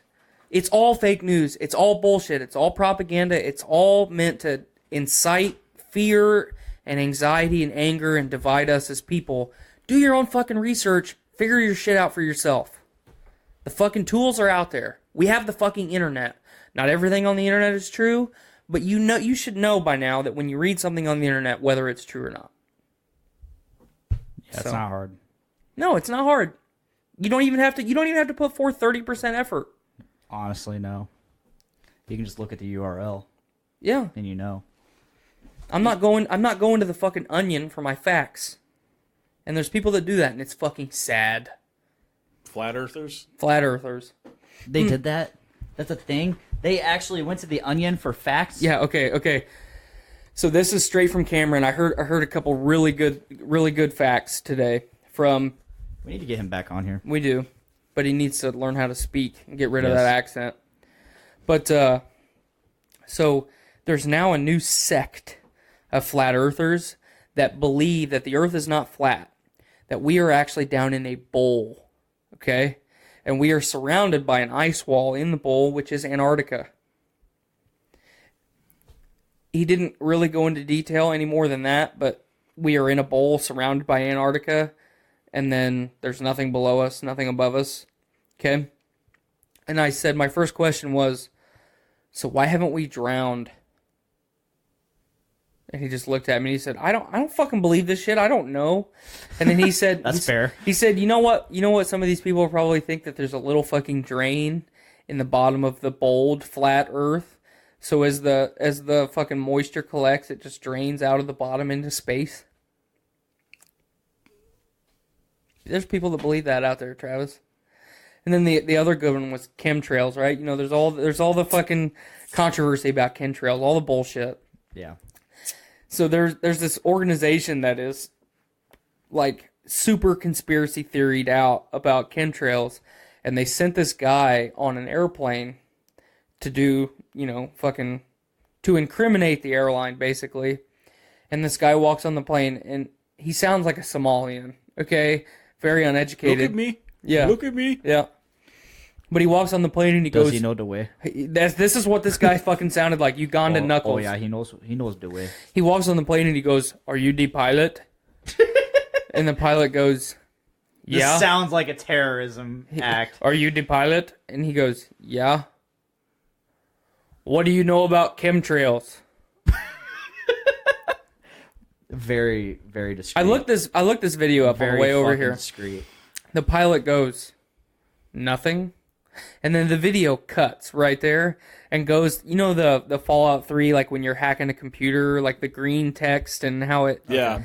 This is how the text was laid out on the screen after the video cut, and it's like, well, this is extremely incriminatory because the pilot said he didn't know, which meant that he knows everything about chemtrails. Going even further than that, I said, what exactly are the chemtrails? There are people out there believe that chemtrails are actually machinery that we have attached to the turbines of jet planes, and they are filled with nanobots. And as the chemtrails are released into the atmosphere, these nanobots fall down, and then we inhale them. And I said, okay, that's kind of a cool theory. And then what? And Cameron goes, They don't know. We're just inhaling these nanobots. And I said, okay. And he said, yeah, there's another one. If you take a mouthful of grape soda, any grape soda, and you spit it into a petri dish, and then you take a mouthful of red wine and spit it into the petri dish, that the nanobots start to die and the liquid starts to move around. What is actually happening is the red wine is reacting with all the chemicals and stuff that are in the grape soda, and it's breaking down all the amino acids that are in. It's actually breaking down the protein chains that are contained in the liquid. Beverage science. Yep. It sounds like Kel needs to get off that orange soda. Yep. And get on that grape soda. Well, the fucking nanobots, man. We don't want him drinking nanobots. That purple drink. Purple drink. What flavor do you want? Sugar, water, purple. But I watched this video. It does look like the liquid is moving because it actually kind of is, because the amino acid chains are breaking down and dissolving. So it's kind of a trippy image. Mm-hmm. It's not fucking nanobots dying. Stop fucking believing shit like that. I'm glad you brought this up because a couple weeks ago I posted one of the Change My Mind memes. I posted a good one this morning. You did? Which one was it? I'm offended. Change your mind. Oh, the triggered chick. Change your mind. Yeah. So I posted one, and it was a picture. It was in the place of the guy at the table. It was a picture of the Earth, and it says, "I'm round. Change my mind." And I was surprised. I was shocked. Skylar, make me some pizza rolls. No, you only need 13 minutes at 425 degrees. You got to heat the oven up. Preheat, yeah, that's fair. So 18 minutes. So my oven takes forever to preheat. So I had a friend, and I haven't talked to this friend in a while. Haven't hung out with her in a while, but I always really enjoyed her company. Really enjoyed conversations with her. They were always really deep. And did you try and have coitus with her? I did at one point. All actually. right, that's fair. Like did try or did? No way, I did. Oh, okay. But and I it's been years, but like she just happened to get back on Facebook at this particular day. Like hadn't been on Facebook in forever. Got back on Facebook, saw this, and decided to comment. And she was full on flat earther. And I've never been, like, so crushed, disappointed, and conflicted in my life. Not like, just disappointed in her, disappointed in yourself. Nah, not disappointed in myself. Because at this point, like, it had been a long time since I'd even talked to her. But, like, I was like, no, not you. Like, you were, like, so stable-minded and all that. And, like, but at the same... And there's part of me that's like, I can't have that in my life. Like, and then there's another part of me was like, but she was so cool and like really fun to talk to, and I could have really good conversations with her. But it's like, flat earther, are you fucking kidding me? She's like, no, there's evidence. I'm moving to the ice wall, man. There's not evidence. That's the thing. What is their evidence? What do they say that is evidence? Tyler, take it away. That's what I want to know. That I don't even really fucking know. I've heard the ice wall thing where everything... Yeah, I've heard that. It's kind of Pangea-ish, and Antarctica is what keeps everything together.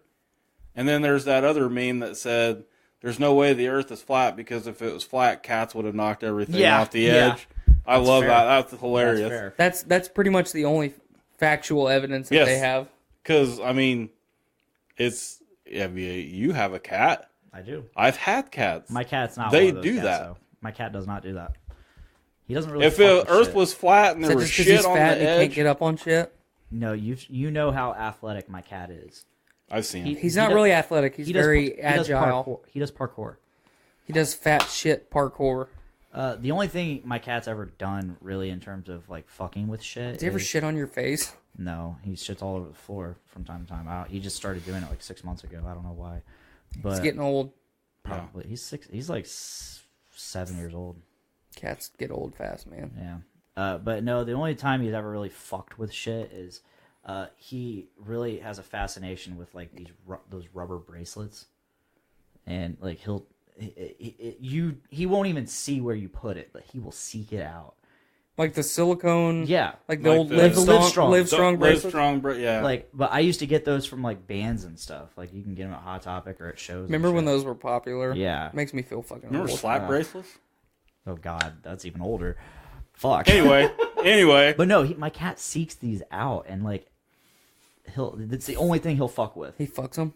No, he'll chew the hell out of them. Alright. I have a couple I have a couple that I got like on tour, like from bands that I saw, like A Day to Remember. I got one from one of their concerts. That was like a memory from that concert, and he just fucking, oh my God, something's on top of that table. I can't see it, but I know it's a bracelet.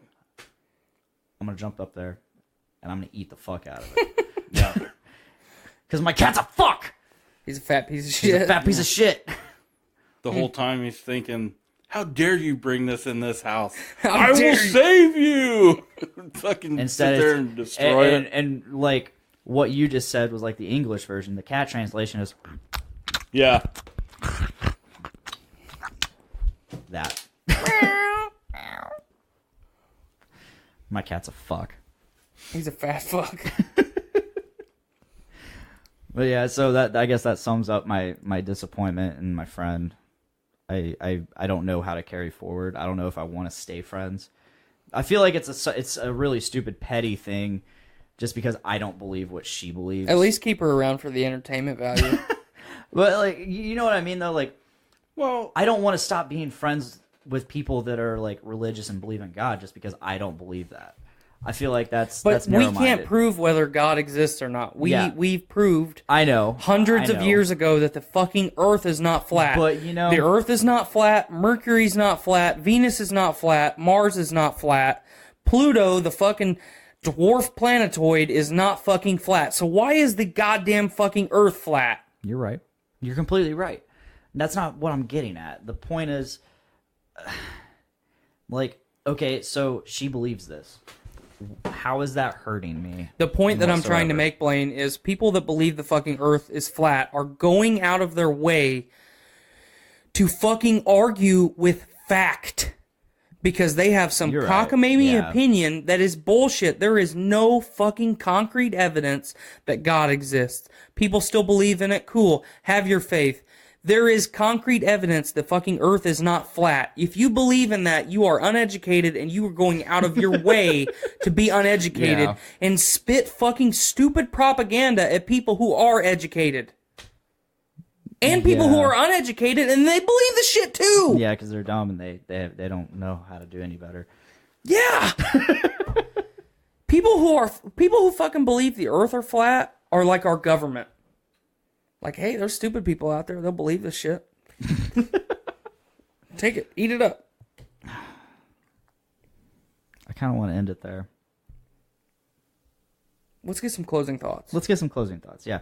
So, Dark Souls, I should probably play it. At least watch some YouTube videos. I have. Okay. well, you should definitely play it then. All right. You guys should eat a ding dong and then some Doritos nacho cheesier. I'll eat some nacho Fried cheese egg and peanut Doritos. butter. All right. I will definitely try a fried egg with peanut butter sandwich. Peanut butter and tomato. I probably Also won't. that. I probably won't do that. You don't like tomatoes. Not a fan. Okay. He's one of those picky eater people. I'm one of those picky eater people that will eat ketchup but not tomatoes. Yeah, I say that's my argument with All my right, kids all real the quick. time. Now fuck off. I But have it's to not bring the this same up. thing. I have to bring All this right, up. do it. Do you think it's weird, Travis, that I dip my grilled cheese in ketchup? Yes. Do you dip your grilled cheese in tomato soup? It's No. different. It's Usually different. I just eat them straight up. There are different things in ketchup. There are other added things in ketchup than tomato soup. like sugar. You don't think there's sugar in tomato soup? Not as much as ketchup. yeah, it's Is the completely sugar different. there or not? It's a completely different consistency. It's a different taste. I can make potato soup. I can make You make potato soup. I can make. I can make Yeah, potato go can- for I it. can make Make some tomato- potato soup. I can make You some fuck. tomato soup the same consistency of ketchup. I'm sure you can. I could. crackers. And and you know what I'd say? That's ketchup. I'm not eating it with the grilled cheese. I'll dip my chicken nuggets in it. What the hell is all that? What? Oh, that right there? Yeah. That's the outro that we're coming up on. All right. What if we end it like perfectly to where Well, it's then almost... we got to keep talking for Oh, how shit. long is that? Well, okay. Yeah, we're not gonna be able to do it. I still got to plug. We still got to do plugs. Check out all our shows on the Journey into Comics Network, and check out our Journey into Comics Network Patreon, where you get really cool fucking shit. There's our plug. Yeah, $1 early access, $3 bonus content. You can check us out live on Facebook.com/Podcastrophe every Wednesday around 5:30. Bye, guys. Yeah, we went over. I tried. You're a fucking piece of shit. I did. Yeah, whatever. Then just move it back. Yeah. But yeah, if that's all. You know, thank you so much, Travis. You've been a wonderful guest. I'm glad to have you on here. I appreciate you guys inviting me, man. I had a good time. You know, a couple days from now, your Voice of Survival is going to drop. I can't wait I'm to listen to forward it. to that. It'll be one of the only Fool's Week shows I've listened to. So I'm going to listen to that and Brews with Babes, finally. Tyler, again, best co-host ever. Thank you. I am. But, you know, that's all. That's all. Bye, guys. Make every day a big dick day. Heritage.